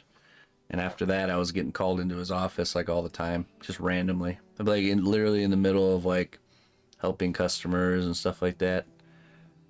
And he's just like, Chris, I'm gonna need you to come to the manager's office.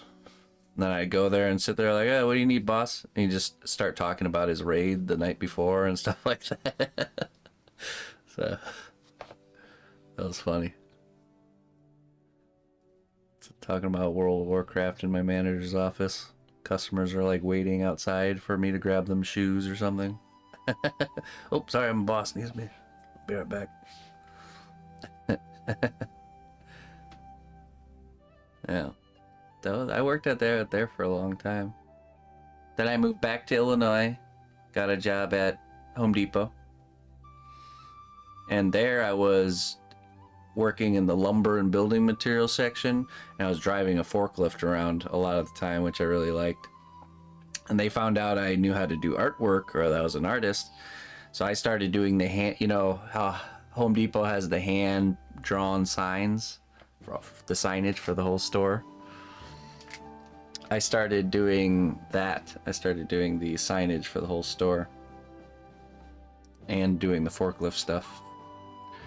We would have little forklift races out in the back alley of the Home Depot too, racing from like the garden section back down to the lumber section. And let's see. Then I moved back to Colorado. And that's when I started sculpting. Moved back to Colorado. Around that time I started sculpting because all I could get was a part-time job at... Am I a certified forklift? Oh, you didn't need certification. No. Nah. What was his name? Edward? Old man Edward just showed me how to do it, and there we go. Edward certified. It was crazy. One day they had a scrap truck show up, and in the back they had all this like shelving material and like big huge like, you know, like the big metal rafters that held up those huge shelves and stuff. Bunch of old rusted ones back there that were like covered in bees and stuff like that, or like hornets' nests. So they got rid of all the hornets, and the scrap truck came to get them.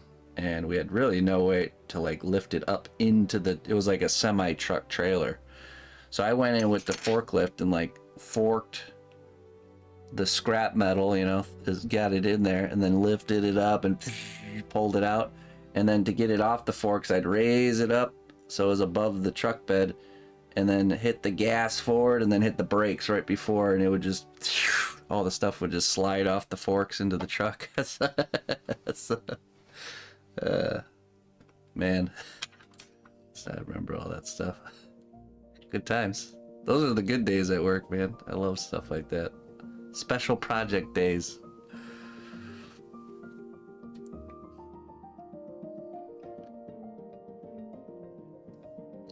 So yeah, then I moved back to Colorado. The only thing I could get was a part-time job at Target, and that's when I started sculpting on the side. And I was in the dairy cooler. I'm back in Illinois. Yeah. So I moved back to Colorado, was working in the dairy cooler. You know, unloading trucks. I liked it. I had a cool boss. Name was Gary. And but his boss above him was not cool. And trying to think. I worked that job for a while until my little side gig for sculpting started doing really well. So I actually quit the job at Target. and started to try and pursue sculpting full-time for the first time. This was before streaming, and it completely failed. It was not the right time at all. Got a little ahead of myself, if you will. So found myself in a situation of frantically needing to find work, and a friend of mine was department manager of electronics at Walmart, and that's when I said, hey, can you give me a job? I need one like today. I'm broke and don't want to be homeless. I need one today. And yeah, so he got me in under him at the electronics department. So it's cool. It's cool having a good friend of yours as the boss, you know. And then he succumbed to the pressure of being the manager there and being underpaid, and ended up leaving. And then I took his place. I became the manager. And around that time, I started streaming. Then I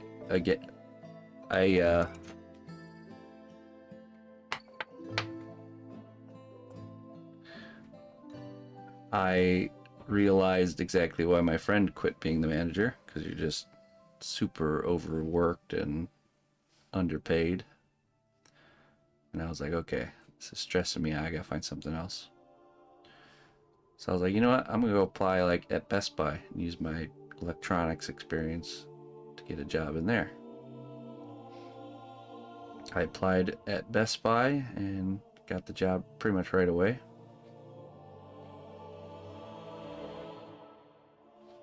After I told them what I had to do on a daily basis there, the store manager at Best Buy offered me $1 more an hour to be just a normal employee and not have to do any of that stuff. So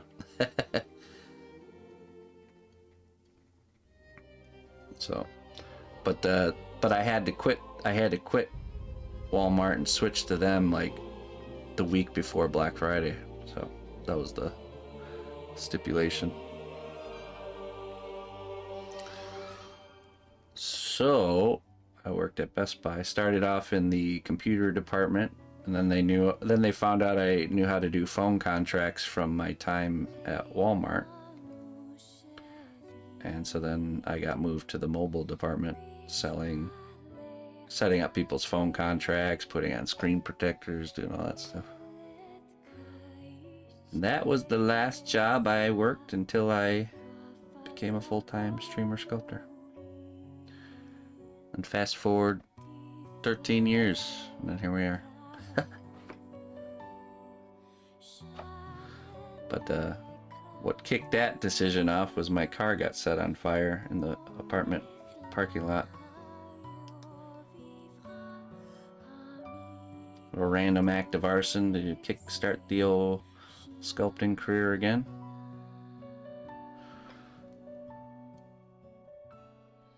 The irony of your current phone. Well, the funny thing is I had a flip phone back then too, still. This is around the time of, let's see, Samsung Galaxy 4, I think. Galaxy S4, if I remember correctly.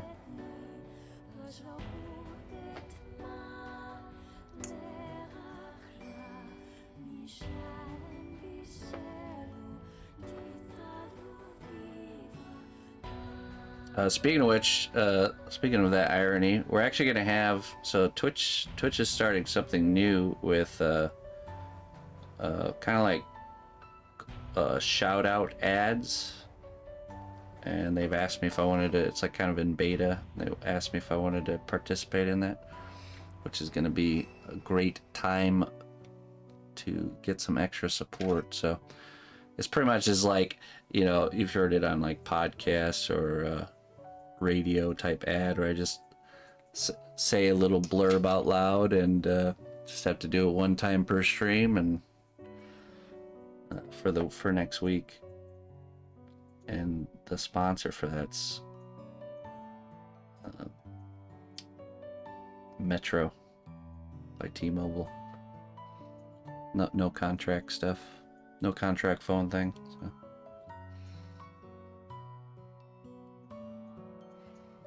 Make a full circle.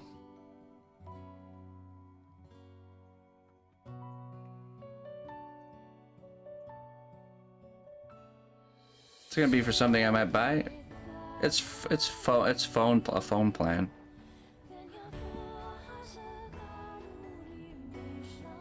It's the kind of phone plan I have.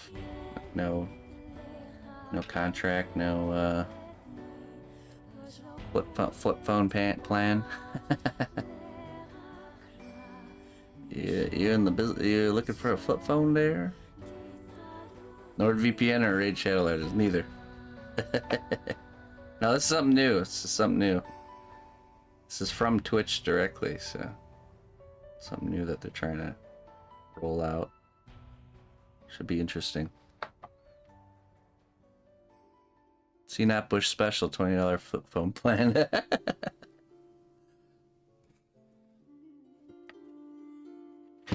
All right, got a little bowl of grease by here. I need to eat.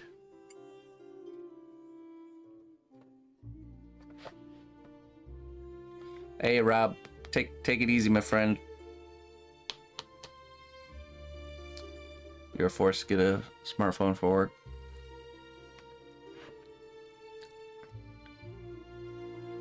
It's a bummer. I'm sure eventually they're gonna force me to get a smartphone. I'll just get a probably text message one day like, we are discontinuing services to all non-smartphone devices. Or something like that.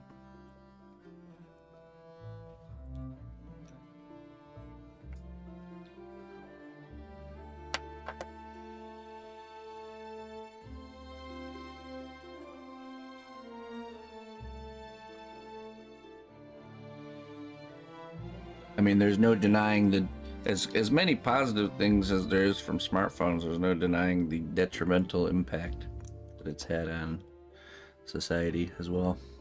There's definitely some pros and cons there.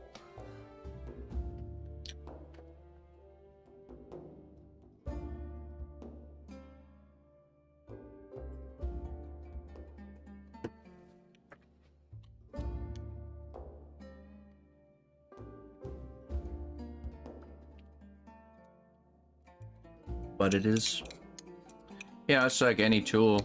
It's like fire. Fire can be used to cook food, to heat your home, or it could be used to burn down a barn like they did just recently.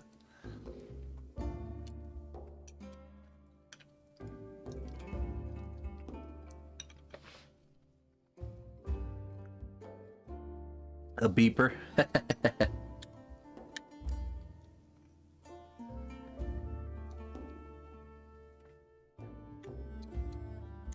Let's bring back the old Nextel. Walkie. Remember when Nextels were like the thing? Everyone, a little chirping each other back and forth.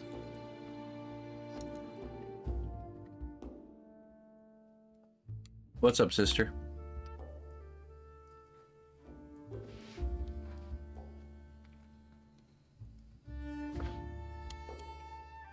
I remember Nextels.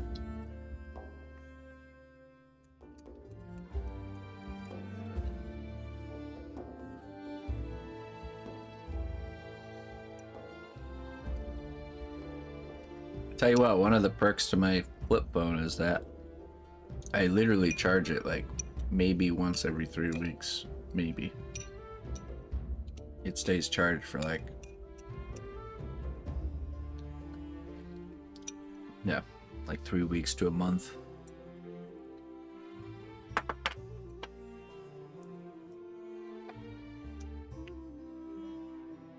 Which, as you guys know by my headphone dilemma, I have a problem with consistently recharging things.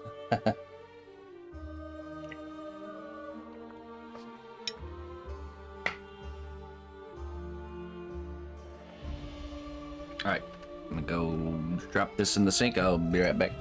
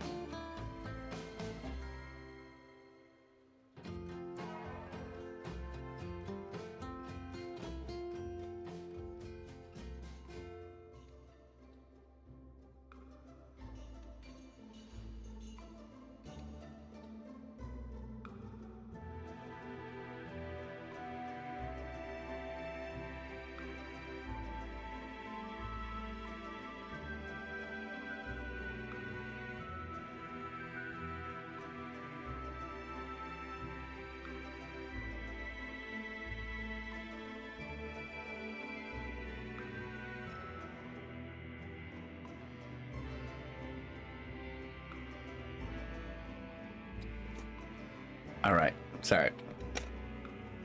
Daughter distraction. Back to work, so now getting distracted for one morning.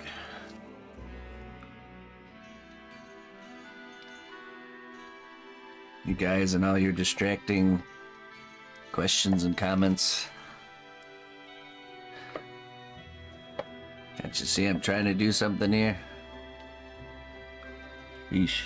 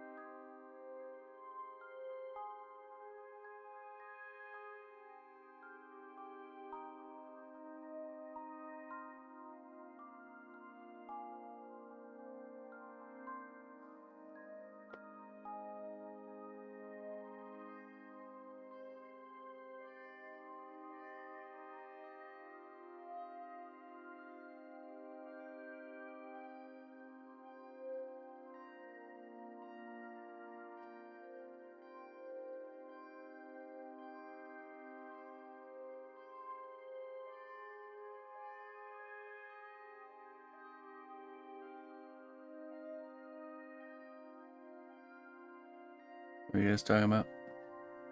AI writing code?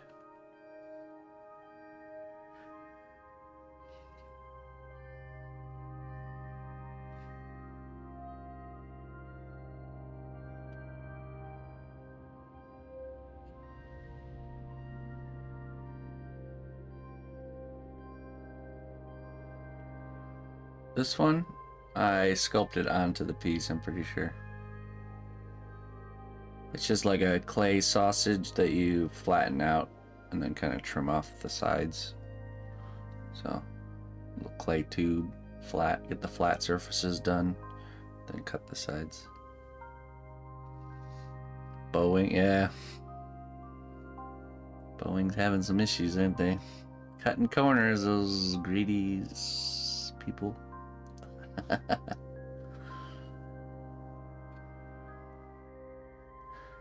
Cutting them corners.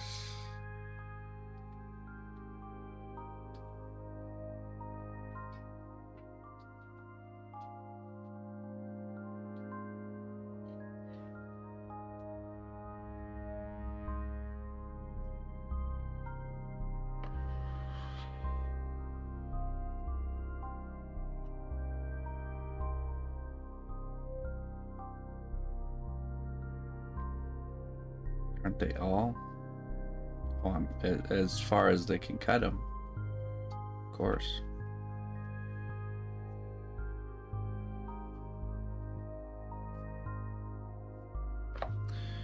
When your primary concern is to make more money, that's when decisions like that happen.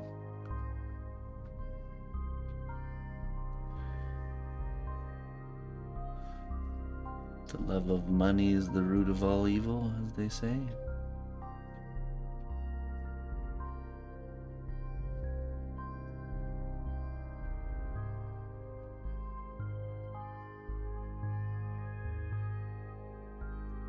The flavor of the week lately.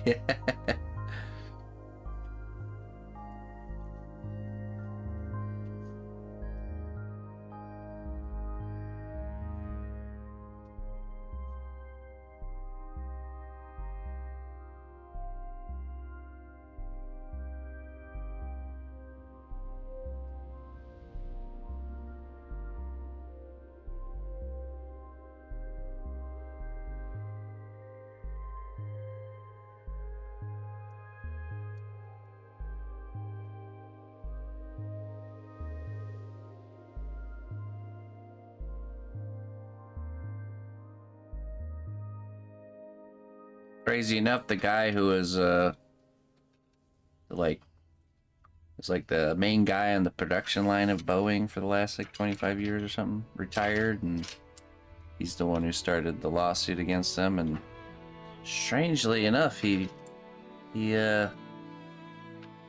just committed suicide recently. Nothing suspect going on here.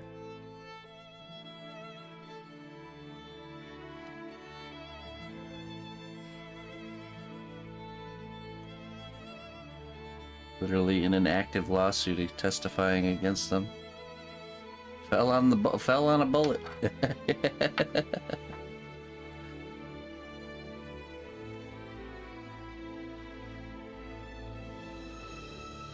That's true. When you really start paying attention to the details of the world around us, it is a very detailed, high-definition experience. And I don't even get close to the real thing.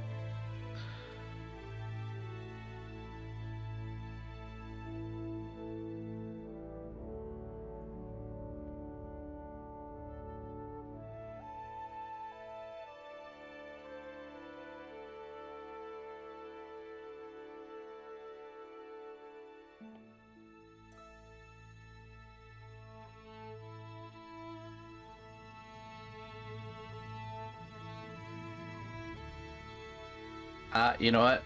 My dad used to say to me, I had 2 brothers and 2 sisters growing up, and it was a constant barrage of, you know, like almost like we had our own little mini civilization. And anytime something wouldn't be fair, and we'd be like, that's not fair. My dad always said the same thing. He said, who told you life was fair? It's true.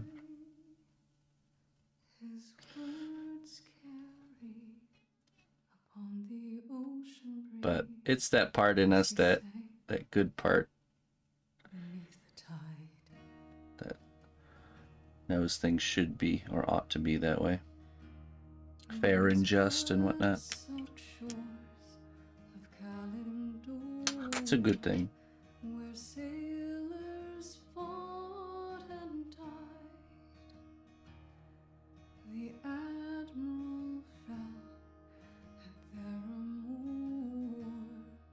Oh yeah, we definitely learned that lesson early.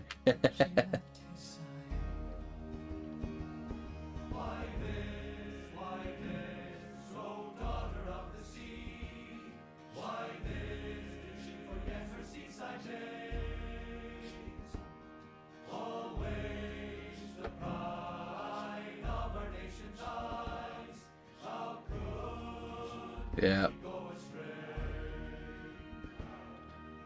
Definitely a dad thing to say.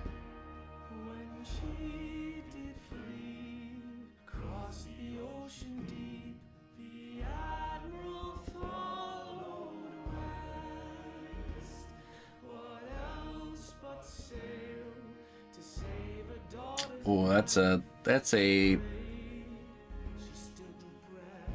is humankind inherently good or evil? I'm gonna have to pass on that one. That gets into it too far, I think. Controversial territory there.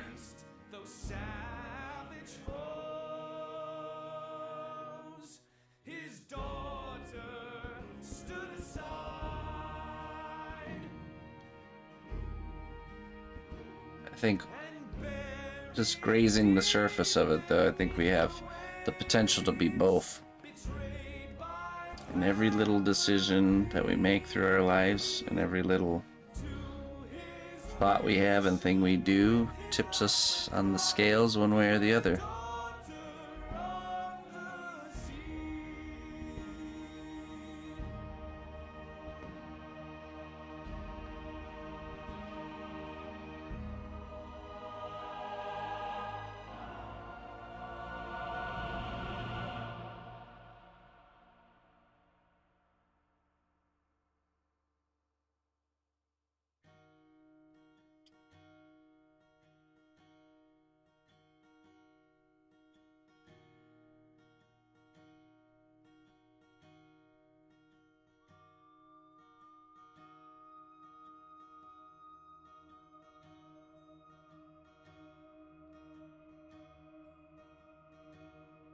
I heard,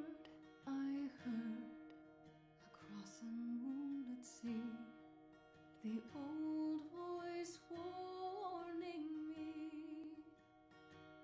beware, beware.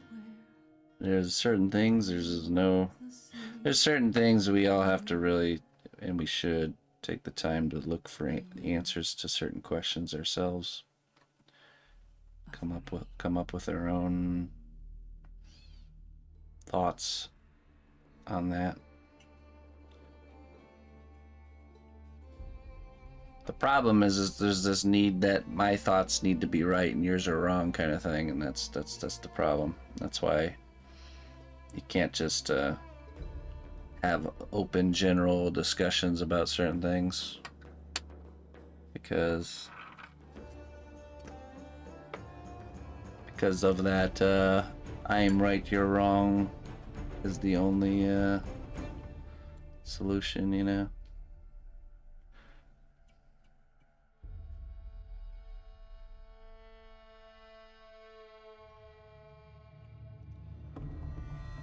Instead, I like to just encourage people to go on that journey of discovery themselves, you know. You shouldn't be concerned with what other people think about something, you know, that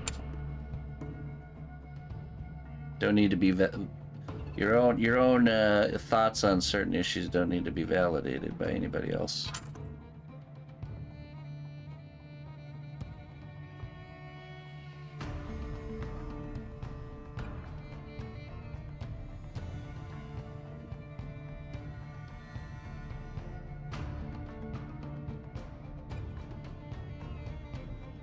Oh, for sure. I'm definitely a listener when it comes to stuff like that. Whatever, man. I don't care what you think. Wrong.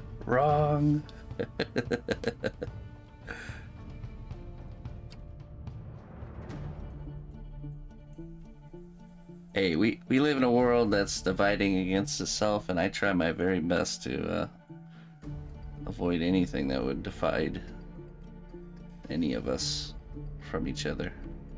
especially here on the stream. This is Neutral Grounds, cnotbusch Kingdom.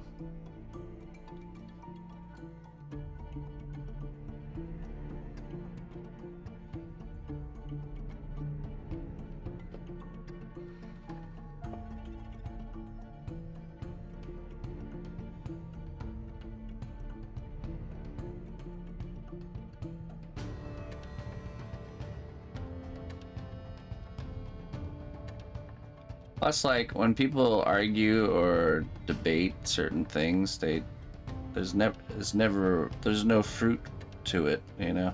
It just makes each person feel more concreted in what they think, and maybe despise the other person a little bit more. There's really no good fruit that comes from that type of discourse.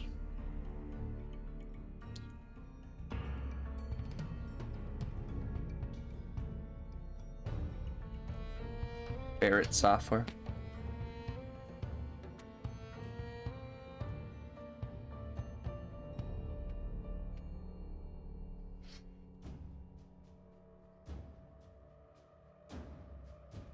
Right, exactly. But you know, there's forums for that. There's places and times for those things, and you can go to that knowing exactly what you're getting into. But to just like willy-nilly have debates scattered throughout everywhere, you know, not productive.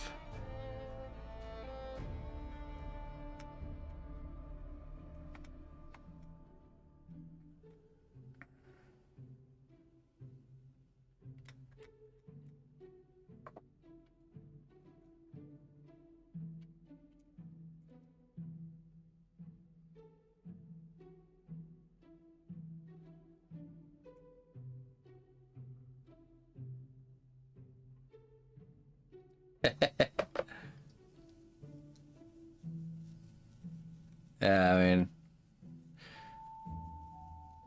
well, like for example, if you build a personal relationship with somebody and you talk about certain things, it's different than just a bunch of strangers on a street corner or something, right?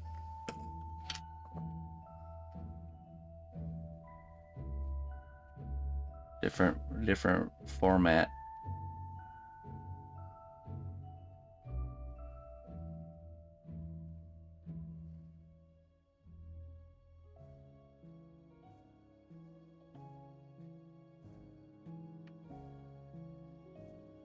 Right.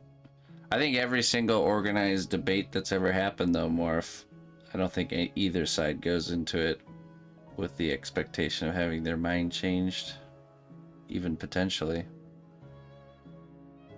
It's more of a who can articulate arguments better.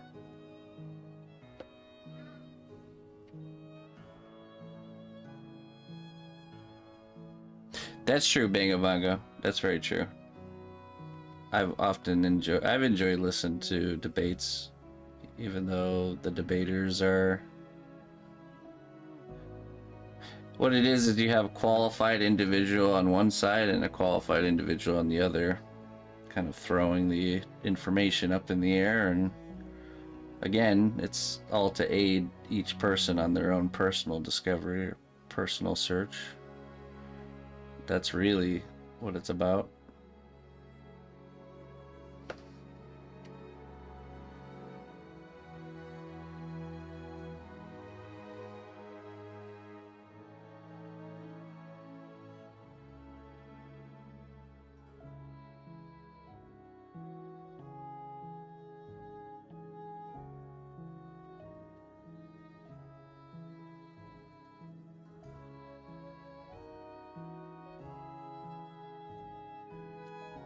There's some good organized ones out there where they don't talk over each other and they follow the rules, though, Morph. Just gotta kind of look for them.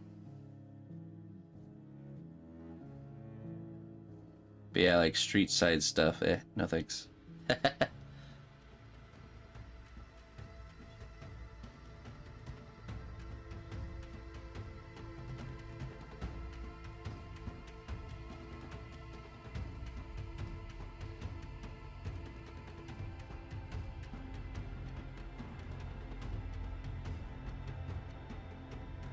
Debate me, street rules.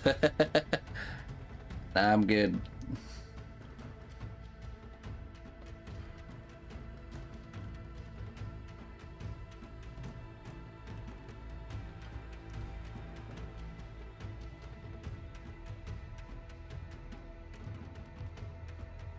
We as humans like to put other humans into boxes.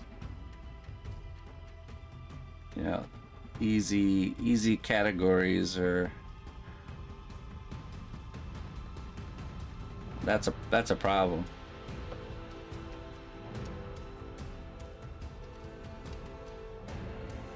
It's like, oh, you're okay, you're in this box, now I know everything about you. Everything I need to know for you as a person.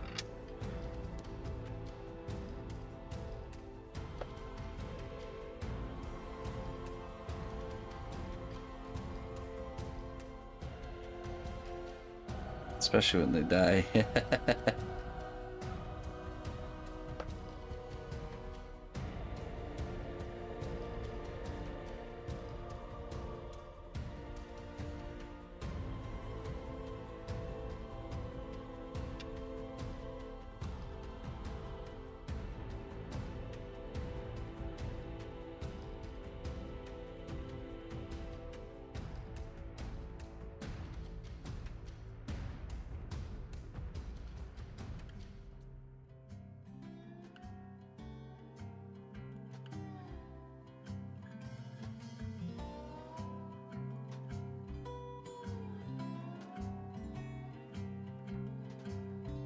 Yeah, exactly.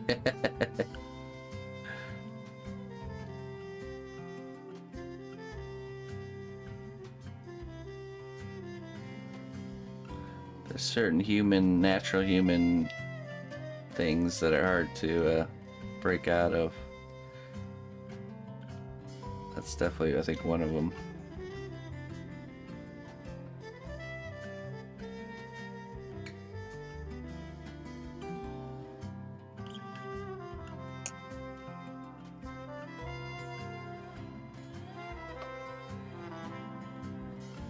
At the end of the game, the king and the pawn go into the same box. So true.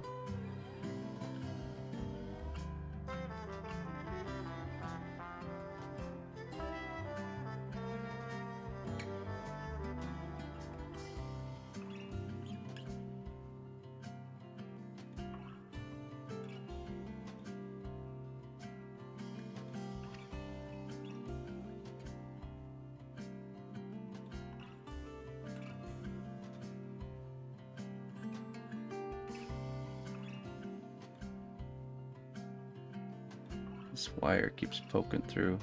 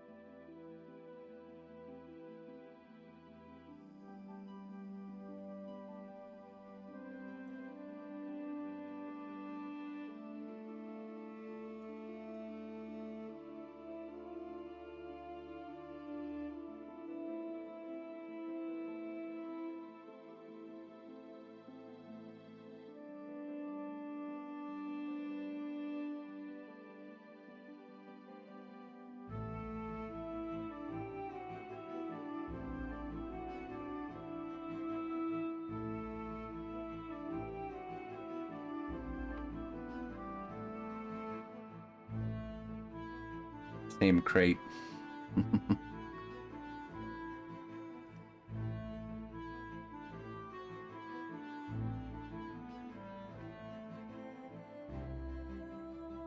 Hey, some people get a fancier box.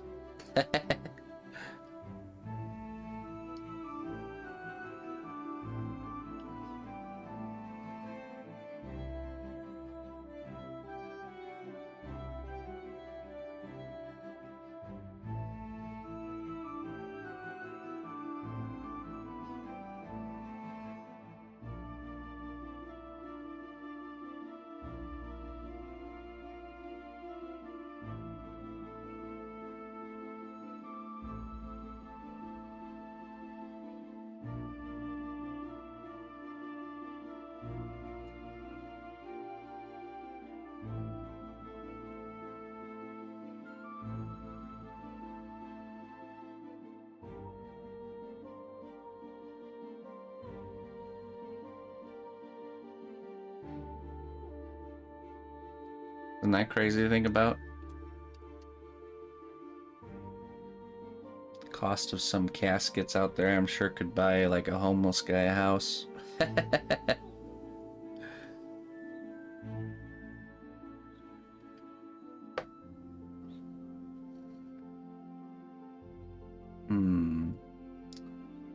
Box that we're going to bury.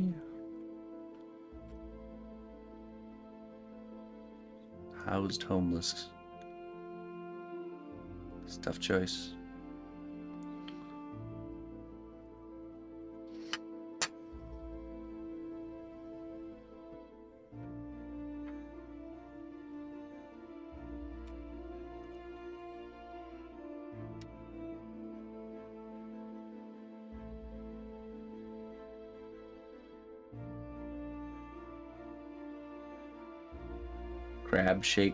Crab-shaped casket.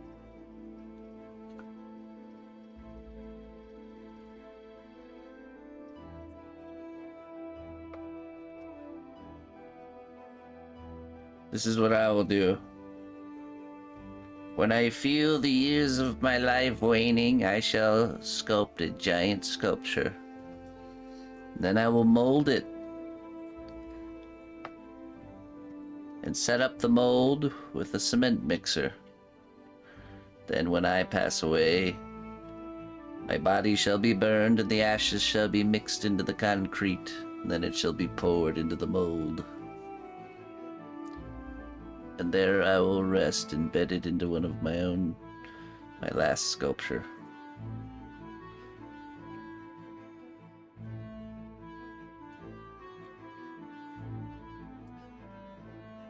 Excellent.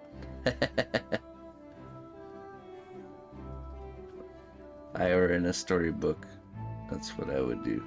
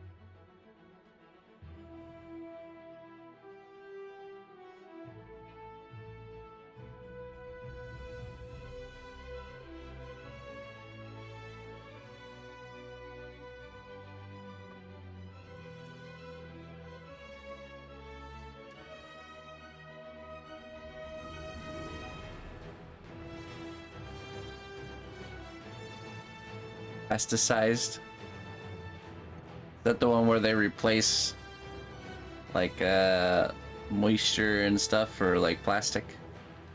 Like the, what was that exhibit? Body World or something like that. I can't remember what it's called.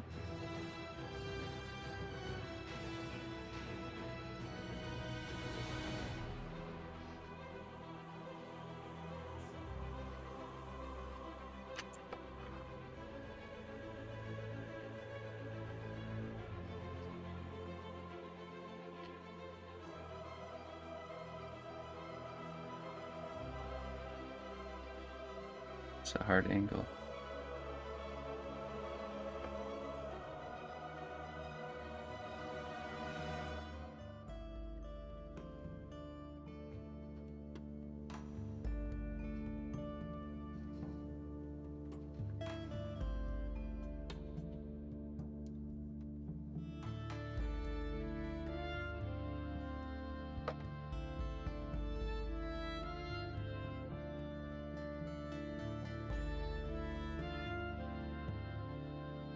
That's true. That's true, 18 mix.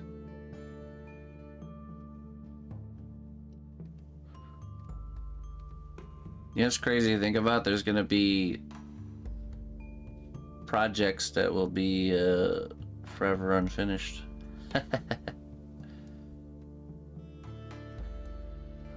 I'll have to start putting a last client clause in my commission work once I start getting up there in years. There's a chance I might pass away and your sculpture will never be finished. It will be baked and shipped to you as is.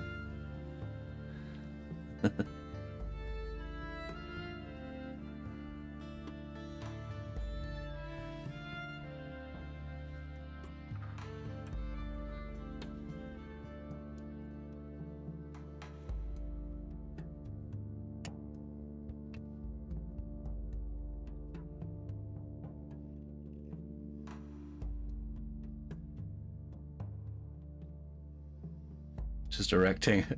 Here is your finished, highly detailed Space Adventurer sculpture. Right here. It's as far as I got.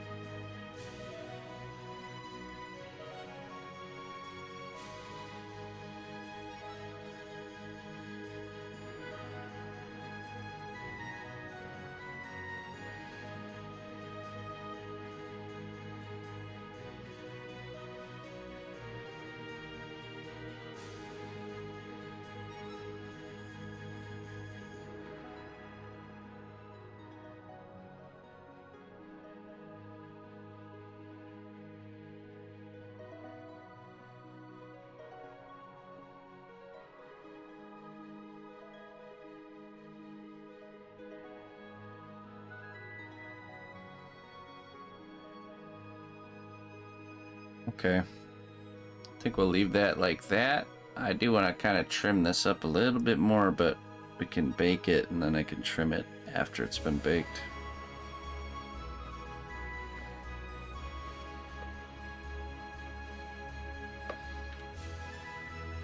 Cool. Yeah, so we'll have to get in there and trim that up. But it looks good.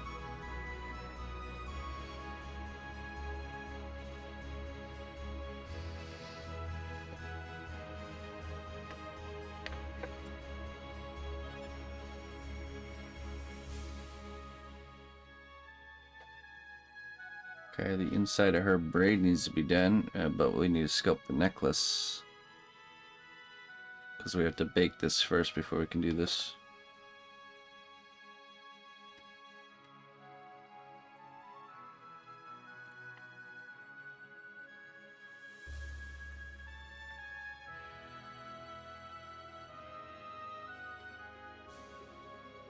Okay, let's do the necklace.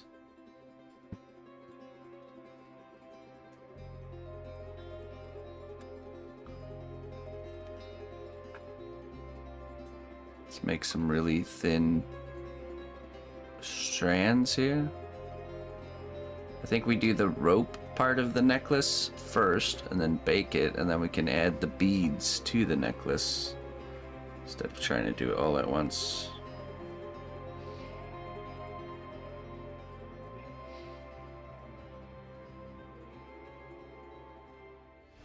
Good day, dear friend. Your contribution to the growth of our kingdom is invaluable. Thank Hey. you for your devotion. Senshi, 39 months. Thank you for sticking with me for so very long, my friend. I hope you're doing well. How you been there, Mr. Senshi? Basilisk venom. Okay. Let's see what we have here.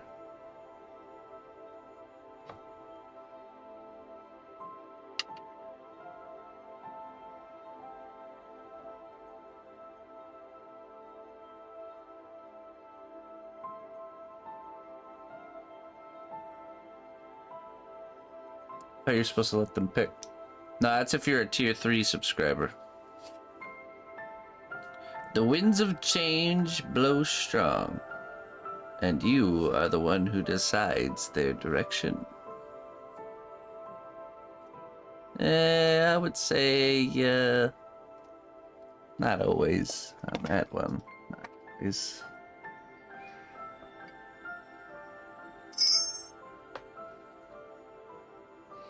You're fine? Alright. Pretty busy these days, though. Alright. It's not such a bad thing to be busy. Well, hey, thank you so much for your continued support, my friend.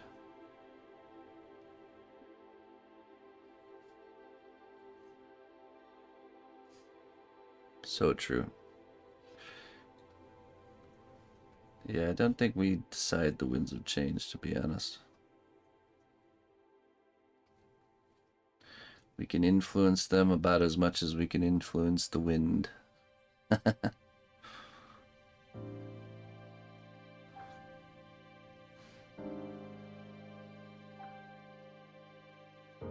Oh, there you go. Winds of change are coming. Nah, I mean we do decide the winds of change sometimes. Other times not so much.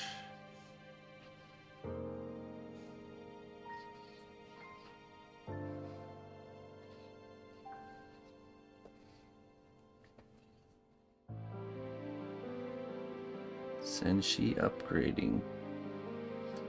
Moving on up. The quest for a new place begins.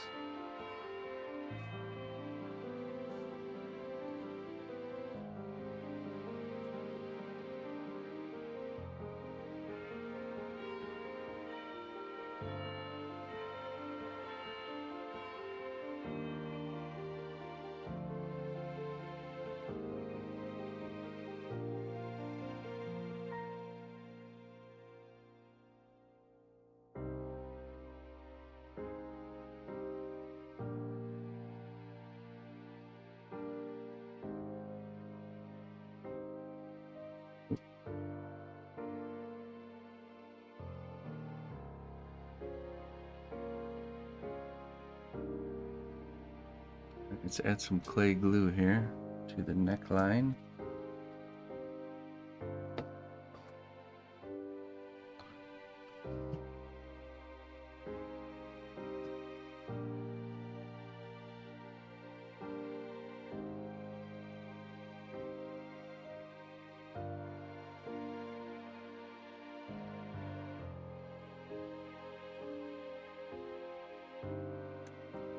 Now there's a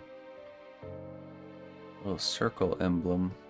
We could probably put that in first.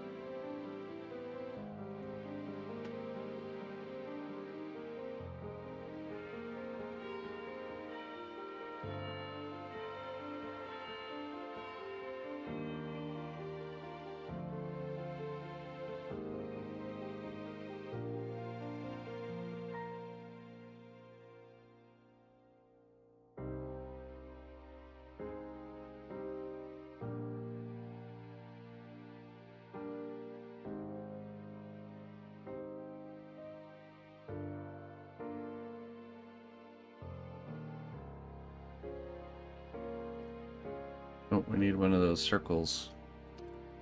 Circle cutters.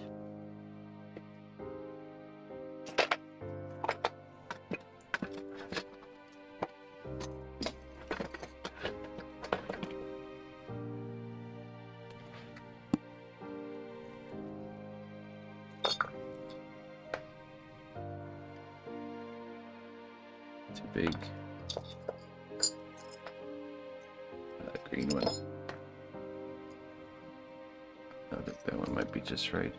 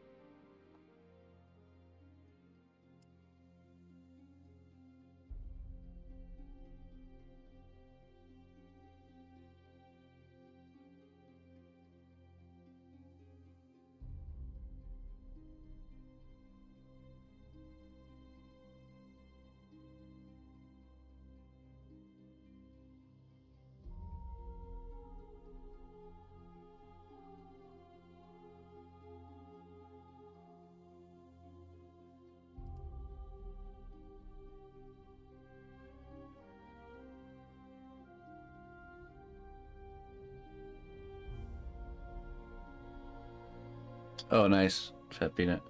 Yeah, but trust me when I say it's good to have multiples because I lose those little things all the time.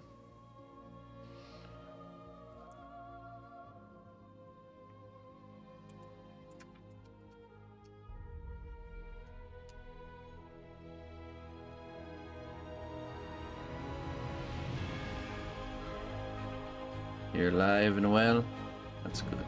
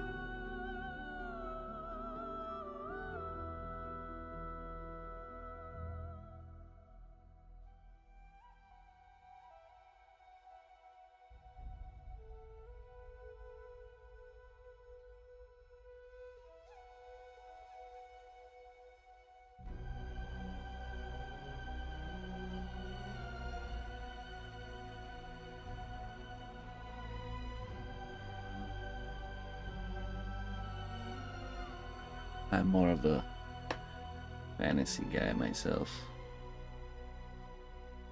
Never been much into the spacey stuff.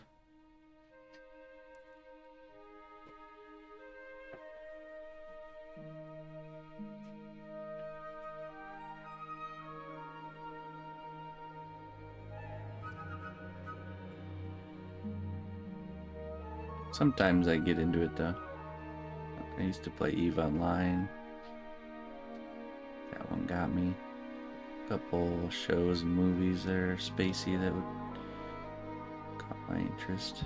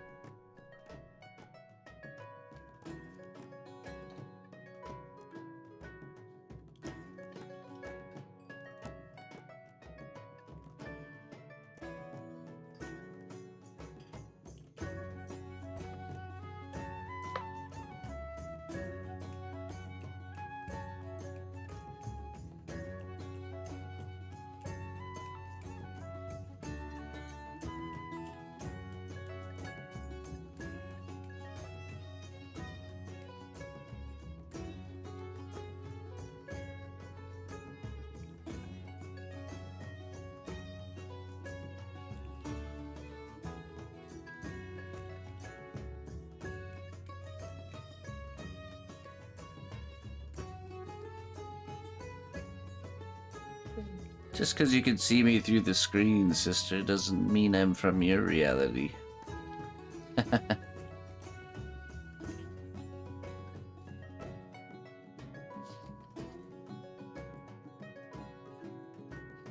Coming to you live from a place outside of time and space.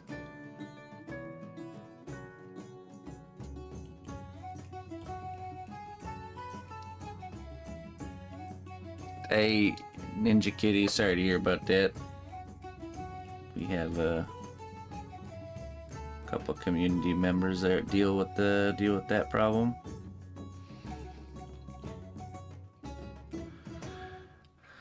I do, yeah, I do. But most of my work is commissioned. I do have, like, for example, this guy back here. This character is up for, is available for purchase. It's not a commission, but most of my stuff is commissioned.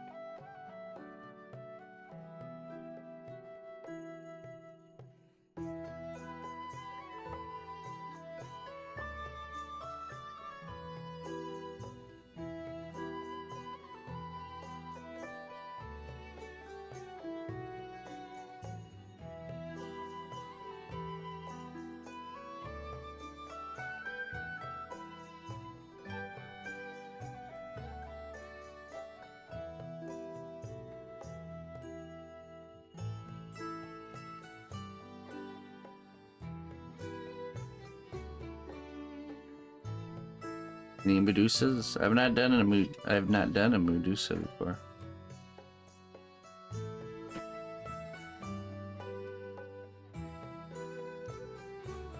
I wouldn't be opposed to it.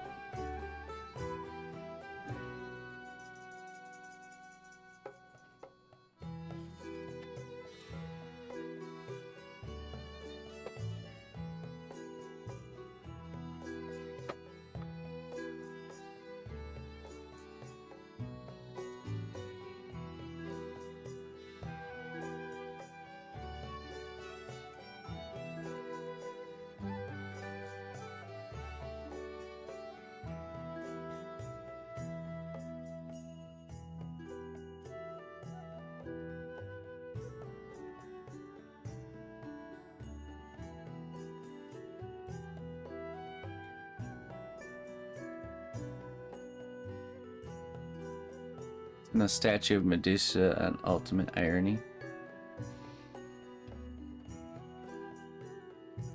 If Medusa looked in the mirror, wouldn't she turn herself into stone?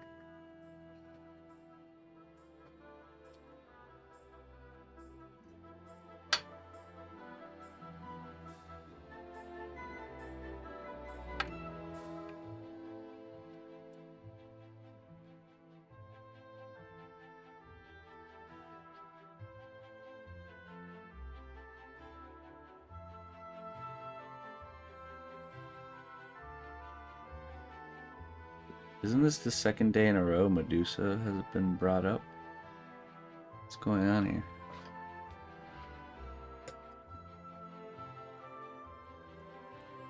I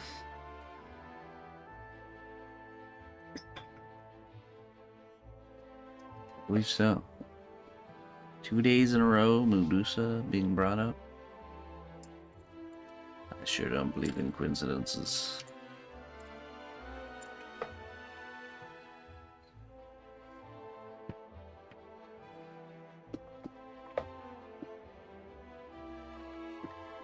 Now we must sculpt the Medusa.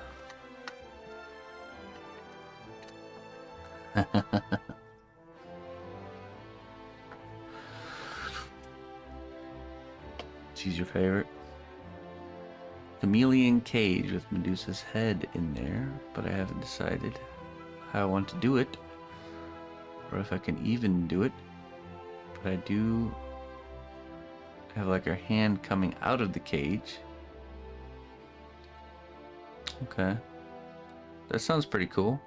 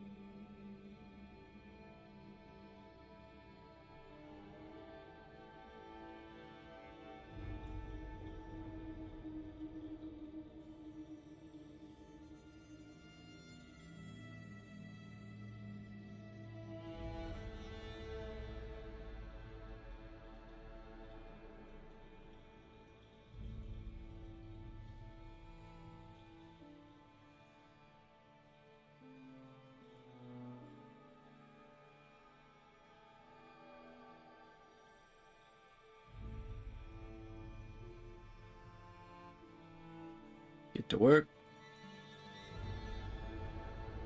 Time to work.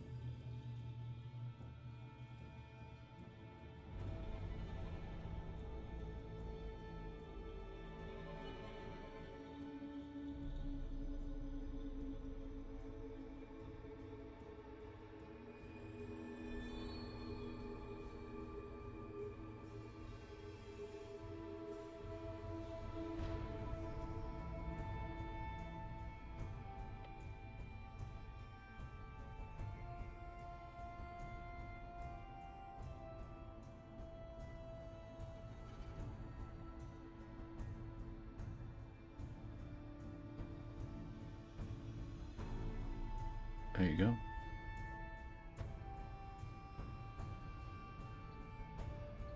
Okay, then there's one. It's a few beads here and here, but I think we'll do that in a separate layer.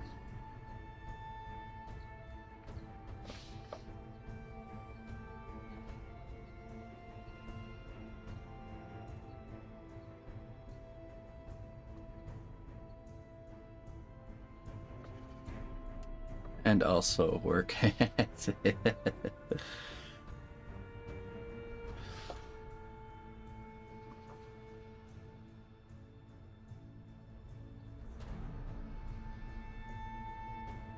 So we bake this, then we do the underside of that braid, the beads, and then the little beads right here, and then that's it. And she's done. He bake it. Then we just trim up the handle there a little bit, and then he's done.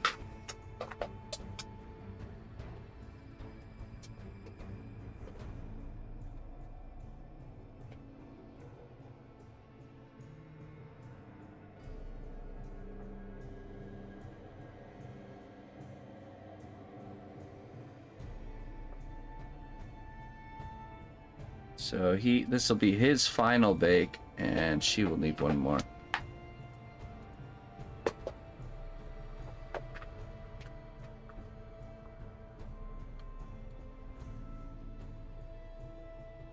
Then I will paint. Then I'll paint the bottoms of the characters with our C1 separator, and then we can start sculpting the base. So we can. I think we can do that tonight. We'll see. If I can get the other stuff done in between and get it all baked and ready, we'll start the base tonight. If not, we will... Well, I think she still needs straight hairs and stuff too. Yeah, she does. Okay. To do her straight hairs. She's got a few kind of going down here on the side. Okay, yeah, so... You know what, we could probably do that right now. Let's do that. Let's just try and do as much as we can.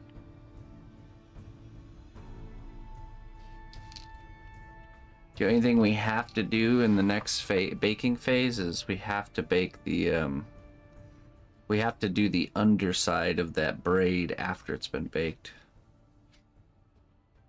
Okay. Let's make a...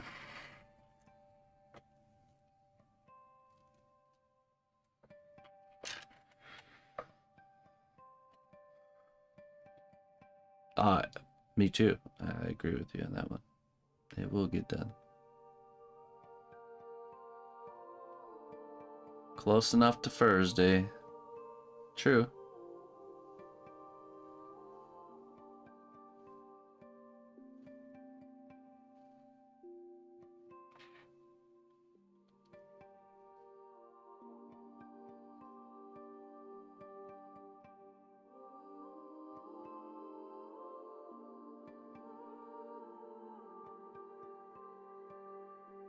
A few over here too.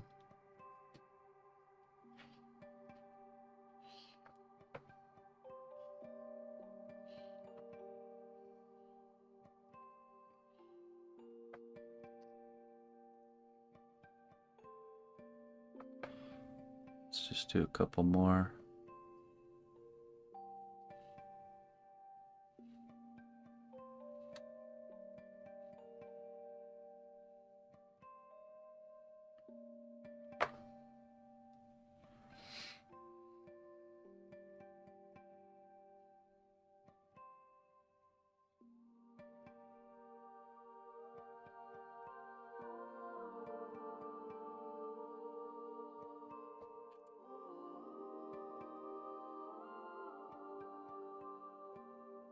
Okay, so just don't touch the necklace, don't touch the hair, okay? We can touch everywhere else.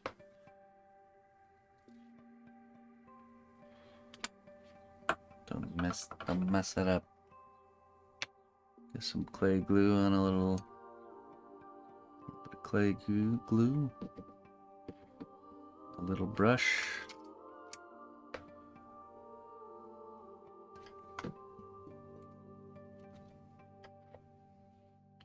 Okay, down to like kind of like jaw level.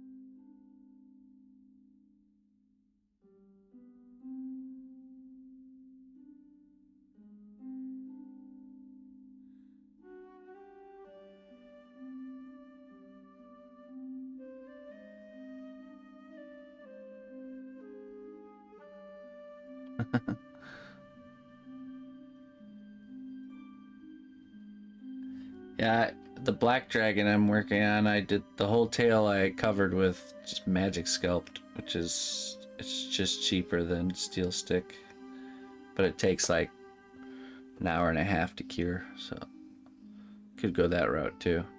Build the structure. Here's the problem. If you ever have to adjust or change something, it's going to be a lot harder. So, it's the only difficulty with that approach. Which, sometimes that happens. Even to me, I have to get back into this structure and change a proportion or something, you know?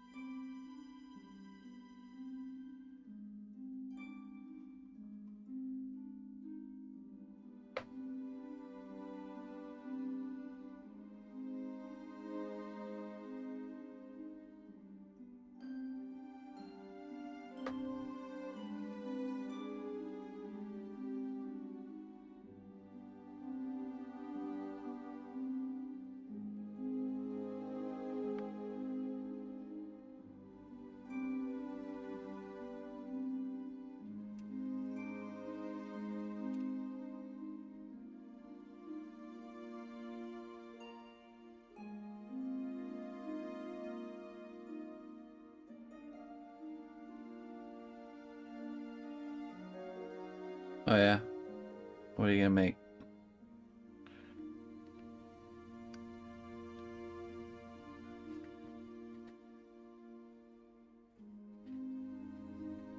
Are you theory crafting?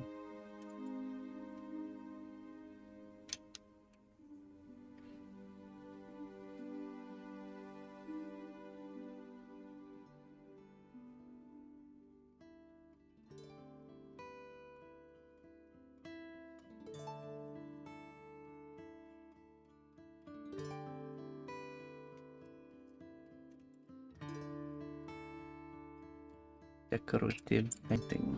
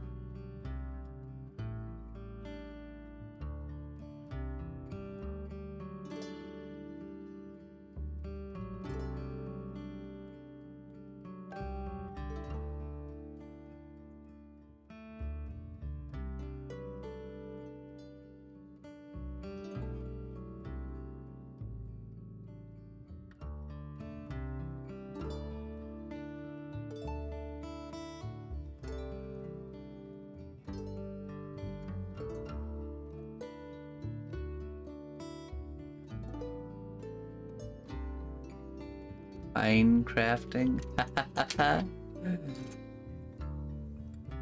A mine. And they call it a mine.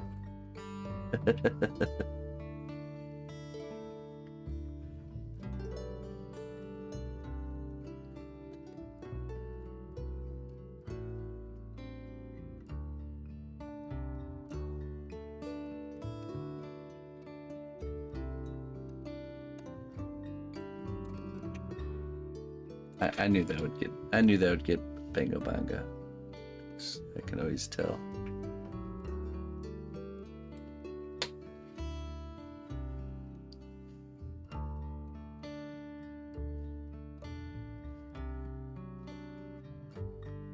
Worthy of a Bango Bongo dealer.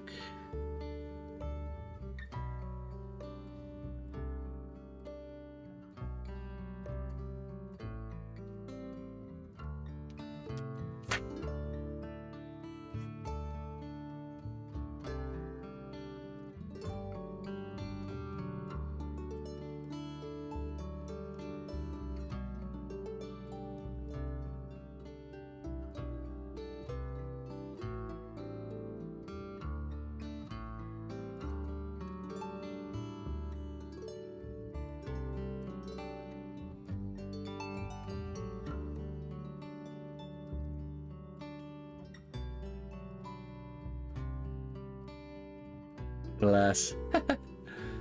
You must type in exclamation point lurk. Bummer.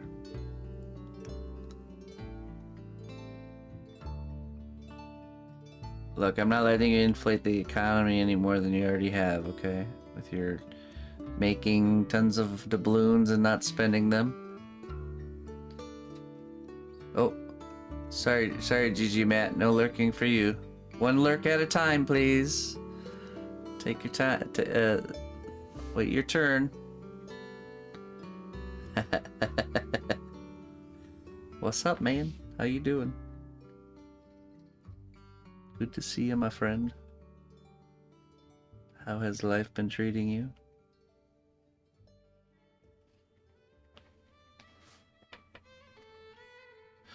I have indeed been doing quite well, my friend. Sculpting away, you know. Gardening season has begun. Always a wonderful time.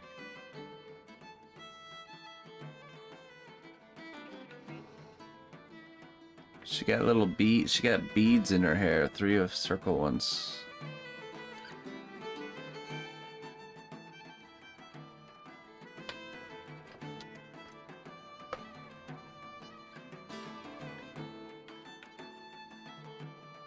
Bit bigger than this.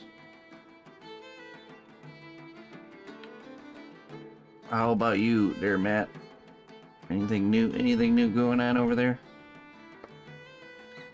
Beads on her bonnet. She got beads in her hair. Let's see. I need the book of circle. The book of circles.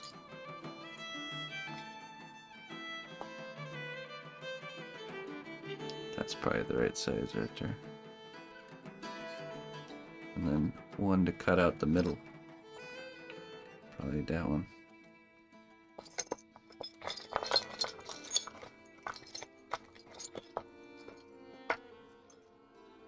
Yeah, that should do it.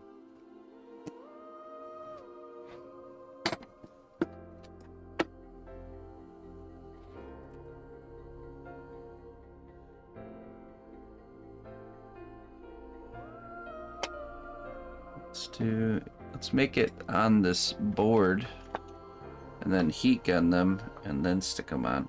That's what we'll do. Smoosh it nice and flat. Oh, you were trying to lurk. Sorry, Matt. Commence lurking.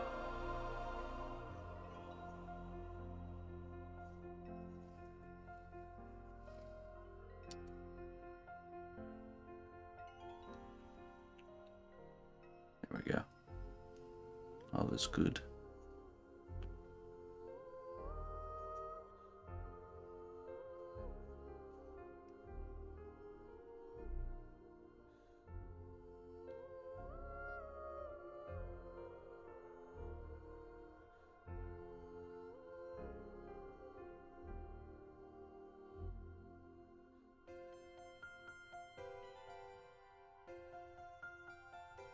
One hair goes along the curve of her ear. Which one?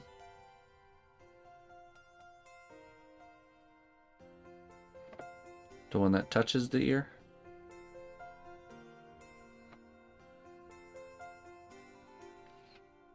Okay. We need 3 of these.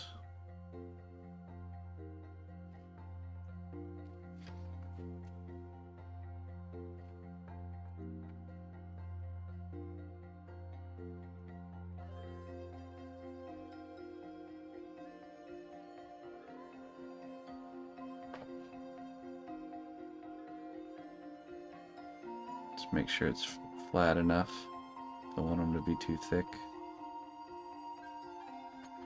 Yeah, it's probably pretty good.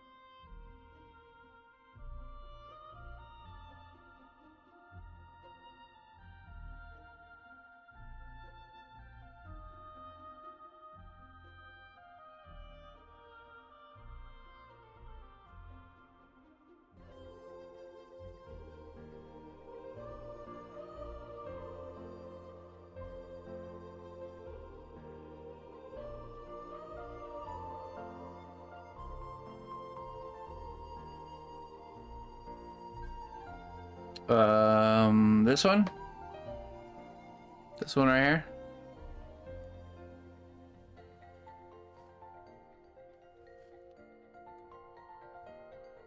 Well, honestly, I have no idea. It actually just magically appeared in the workshop. Probably even like a month ago. I have no idea where it came from. I'm not even joking.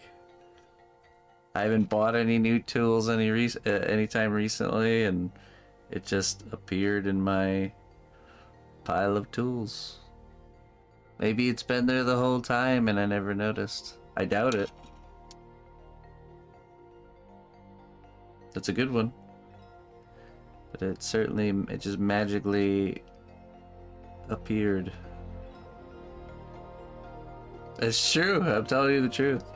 I really have no idea. I say, hey, look at this tool. This is nice. Where'd this come from? That's exactly what happened. Just probably like a month or so ago. It's like 6 needles, really fine needles that are kind of like welded together almost. Looks like soldered or welded together. And the one needle on the very edge there is flared out a little bit, which actually comes in handy. So, I don't know. I have no idea where it comes from. Couldn't tell you. It comes from the ether.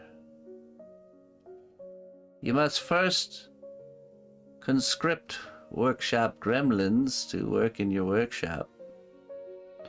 And then every once in a while, they'll be working away while you're not in the workshop, and they leave behind little things.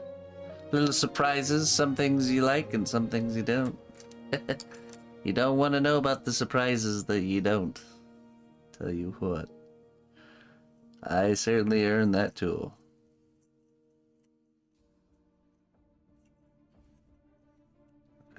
Let me just fix this really quick here. There we go.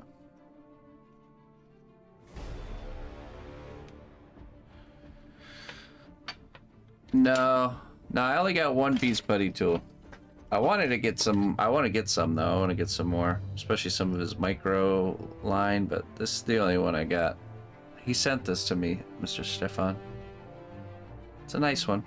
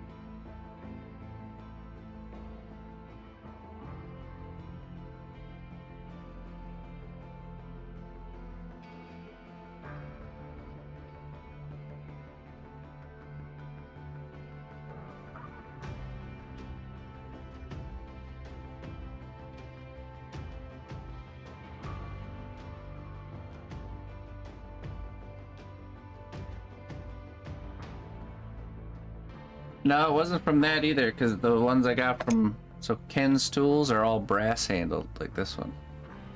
So it wasn't from that either. Okay, all those Ken's tools are brass tube handled. I really have no idea. I probably had it for like years and years. It's never... Maybe it just... I don't know. I have no idea.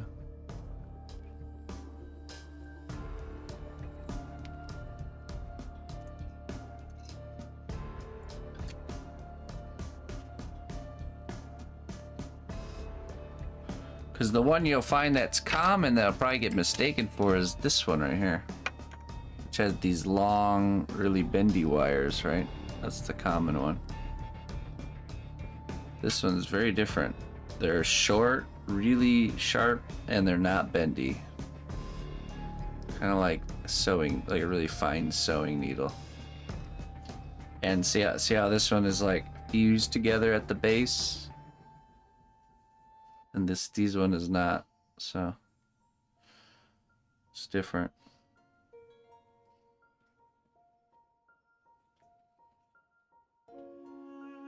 This one I've had for a while.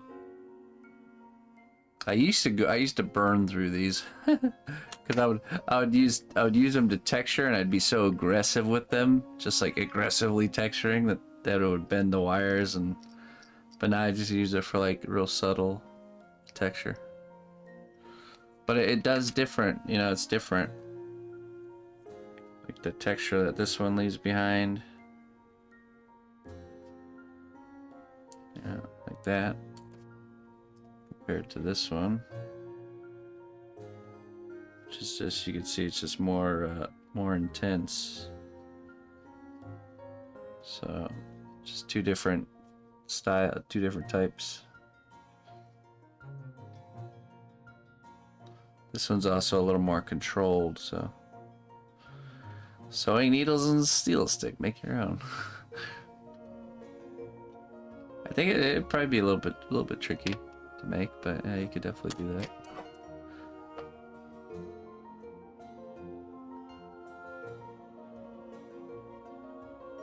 Nah, it needs to be like sewing needles, metal that doesn't bend, you know. It's the rigidness that makes it so nice.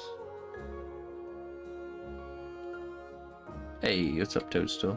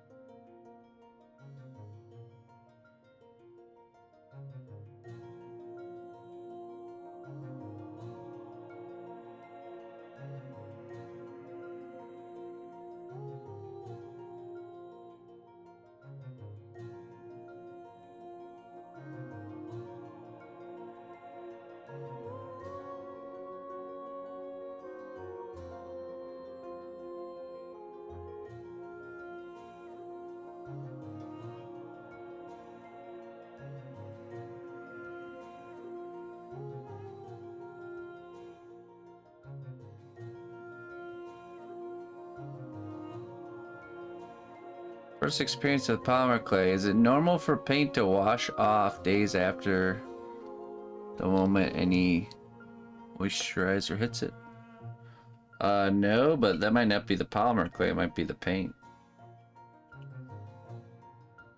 Like, you painted, you sculpted something, baked it, painted it, and the paint just kind of comes right off.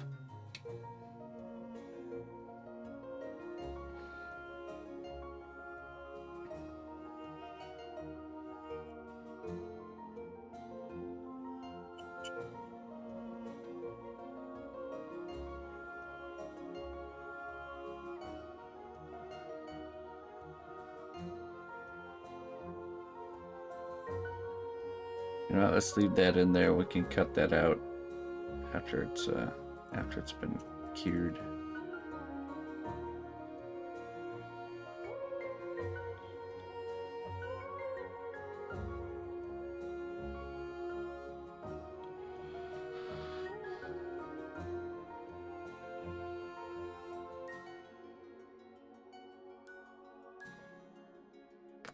Yeah, these are for the developers of the game that came out, called Banishers. They commissioned me to make this piece. Everything I make is commissioned, mostly, so if you'd like to get something made, feel free to email me.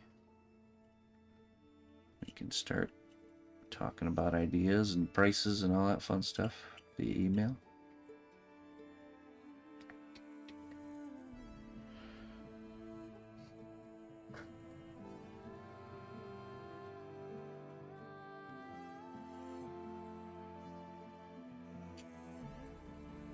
I do have some things that are available to be purchased.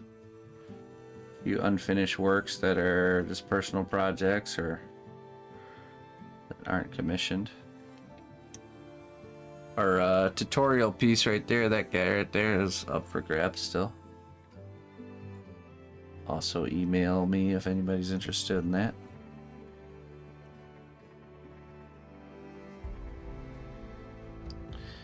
And in case anyone didn't know, I recently had an unexpected loss of vehicle, and I don't really have the means to get another one, not by myself anyways. So we have started a GoFundMe to help raise money to get us mobile again. If anyone wants to help with that, be much appreciated.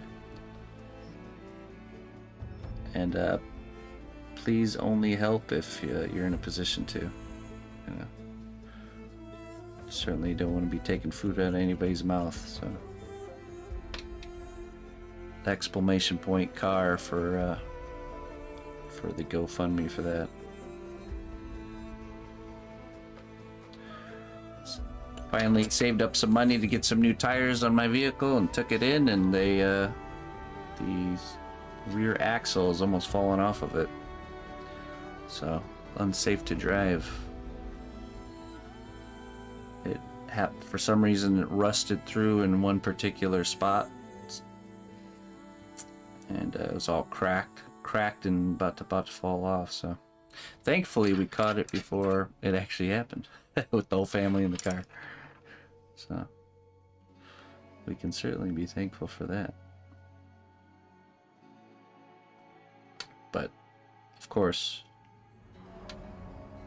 not a really great time, and I don't have any, like I said, don't have the cash on hand or any way to get anything else for myself, so. Condor calls for aid.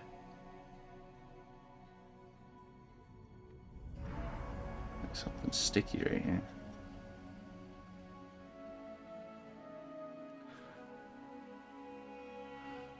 Okay, I would actually, but my wife made me promise to not drive it, so I was like, oh yeah, you know what, we'll just keep driving it until we can get something else going, and I'll just go by myself to the store, you know. But we'll just smash a bunch of steel stick up there and keep that axle on there, no problem. But The beacons are lit. That's right. But she made me promise that I wouldn't drive it anymore. It's probably the smarter thing to do. Not just for our safety, but other people on the road. So it's one thing when you don't know. It's another thing when you know and willfully do it anyways, right?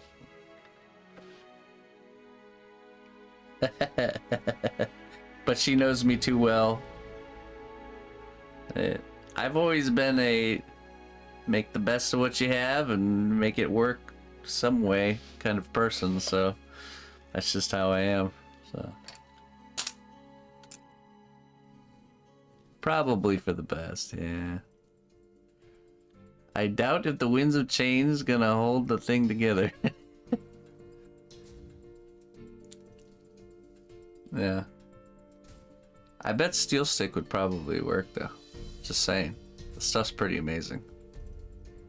If I took like 20 tubes of Steel Stick and just mixed them together and just like crammed it into the right where all the cracking and rusting is happening, you know, sculpted it up real nice. It might work. Hey, Jessica, thank you so much for contributing to my not dying on the road fund. I appreciate that. Hey, thankfully we have a lot of very generous folks that are helping us out, so I don't have to actually consider these routes. So, thanks, Jessica. I appreciate that.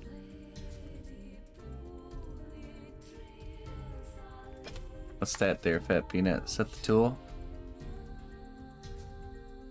Oh, look at that. You found it. Scratchboard line tool. $11. What the heck? Where did I even get this from, man? It must have just been in a multi-pack of tools that's just... Scratchboard line tool gives you the ability to make 5 lines at once. Create easily parallel lines and make for faster cross-hatching. That's true. I think that's it, yeah. Looks just like it. That's, yeah, I'm gonna go ahead and say that that's definitely it. Good job. You found it. But man, $11? Really?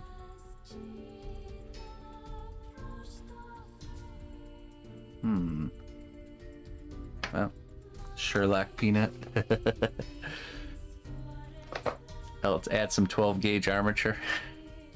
Yeah, we'll add some like twisted pieces of armature wire with the steel stick roll that goes around it. That'll hold it together.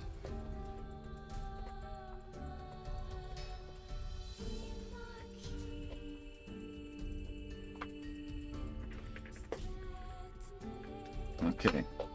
All right, let's use the heat gun and bake these buttons here, and get them attached. I'm gonna mute here.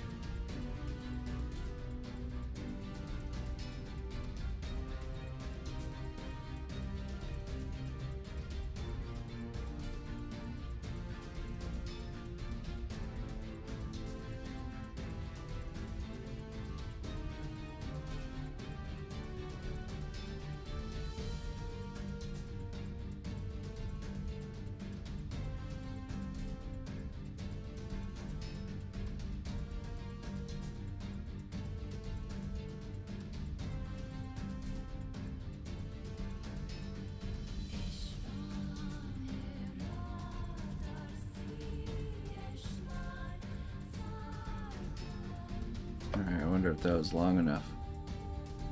They are very small, so I don't think they need that much. Let's see. See if they'll come off.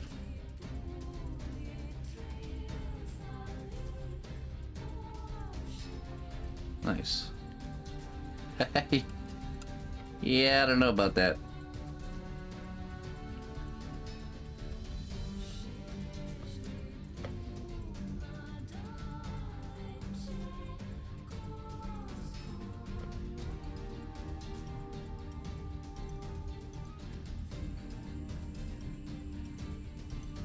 That one doesn't want to go.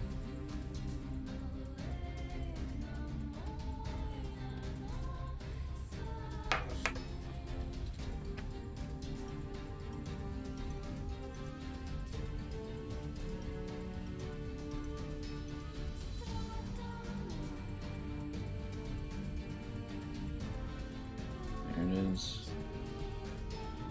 Okay, now, wait, where grab it? Let's think here. Necklace, hair. Hair should be good. No, I'm telling you, the missus got me in checkmate here with this one. She just knows me too well.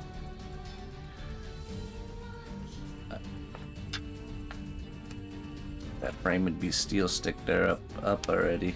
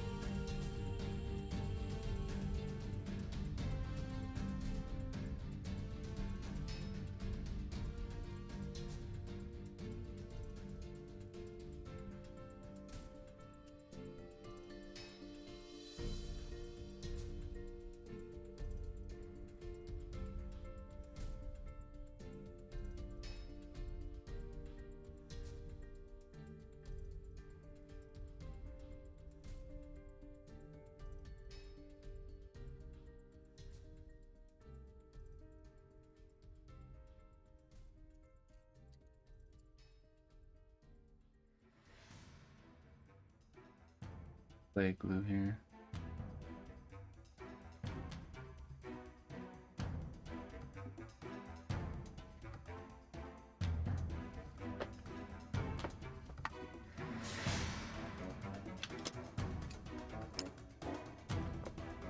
All right, now let's do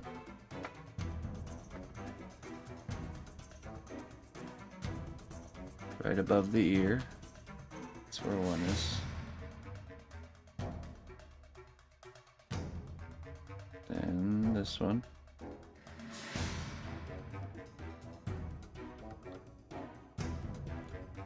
Wait.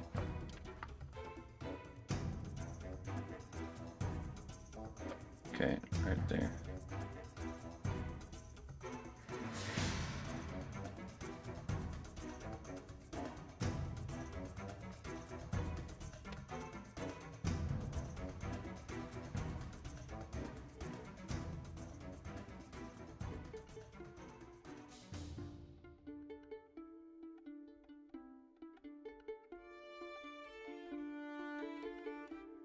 Okay. Well, let me put these right here so we don't lose them. We'll get these attached up in place after our break, I think. I'll go ahead and just bake her as is. Then we'll attach the hair buttons or the hair beads. We'll add the little beads on the necklace, those little ones. And then sculpt the underside of that braid. And there's also these little tufts, little tied off ends with the little tufts of hair there. We'll have to do that. And then I think we're done with the characters. So we'll do that. We'll do that this evening. And then get this all ready for tomorrow, which will be, we'll start the base tomorrow probably. Maybe tonight. Maybe tonight we'll start the base. We'll see.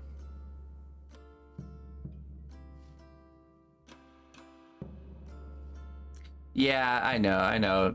Jumping mouse. Yeah. Jokes aside, I couldn't consciously. Like I said, it's different when you don't know, but once you know, that's when gotta be wise, with the information you have. So.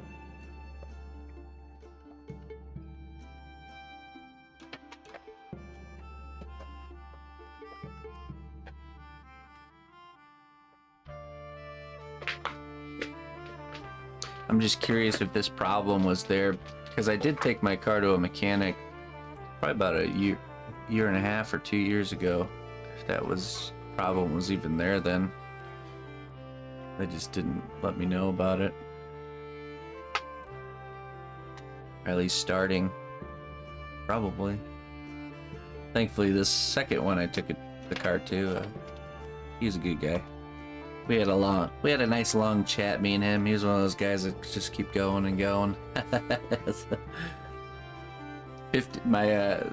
Took him 15 minutes to let me know my car was kaput, but I probably stayed there for like an hour, just talking to him, talking about his business and this and that.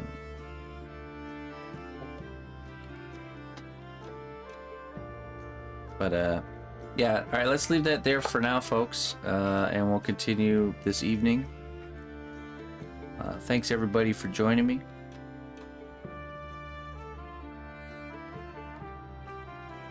Yeah, probably. But, it's common for cars around here to have rust at the bottom of them, so it's what it is it's a newer car, so the frame isn't a solid chunk of steel like they used to make them, so... It's all right.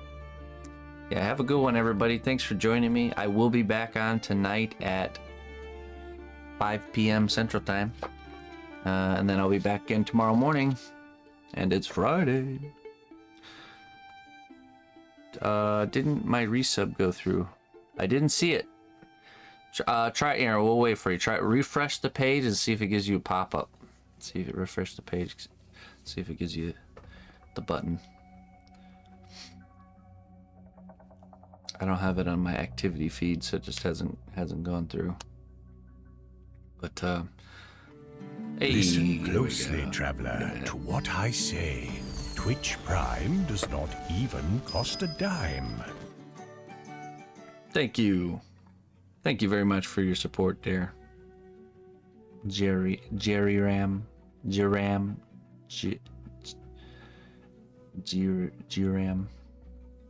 I saying that right? I appreciate it. Yeah. Get him. Like that. Look at this. Get him. Thank you very much. Thank you, everybody, for your support. I do appreciate it.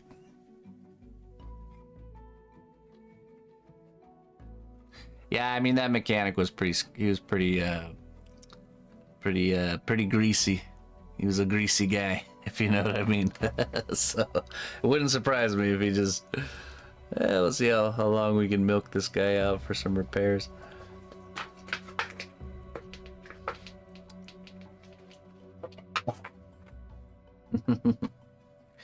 All right, find someone to raid. Let's see here. He was a greasy fellow. It's the first time I went to that one.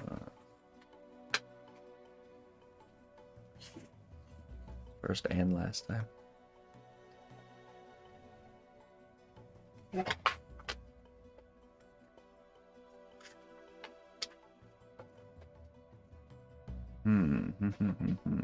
Yeah, I'm working on it, Sadie. Just relax. Just relax.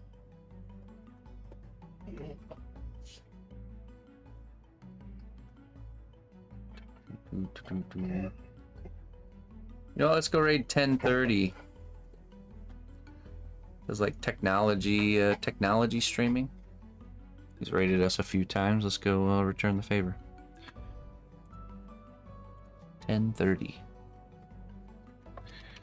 Let's go see some technology. Beep boop bop.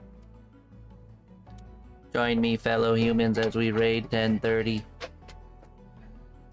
Alright, see you later, everybody. Bye-bye.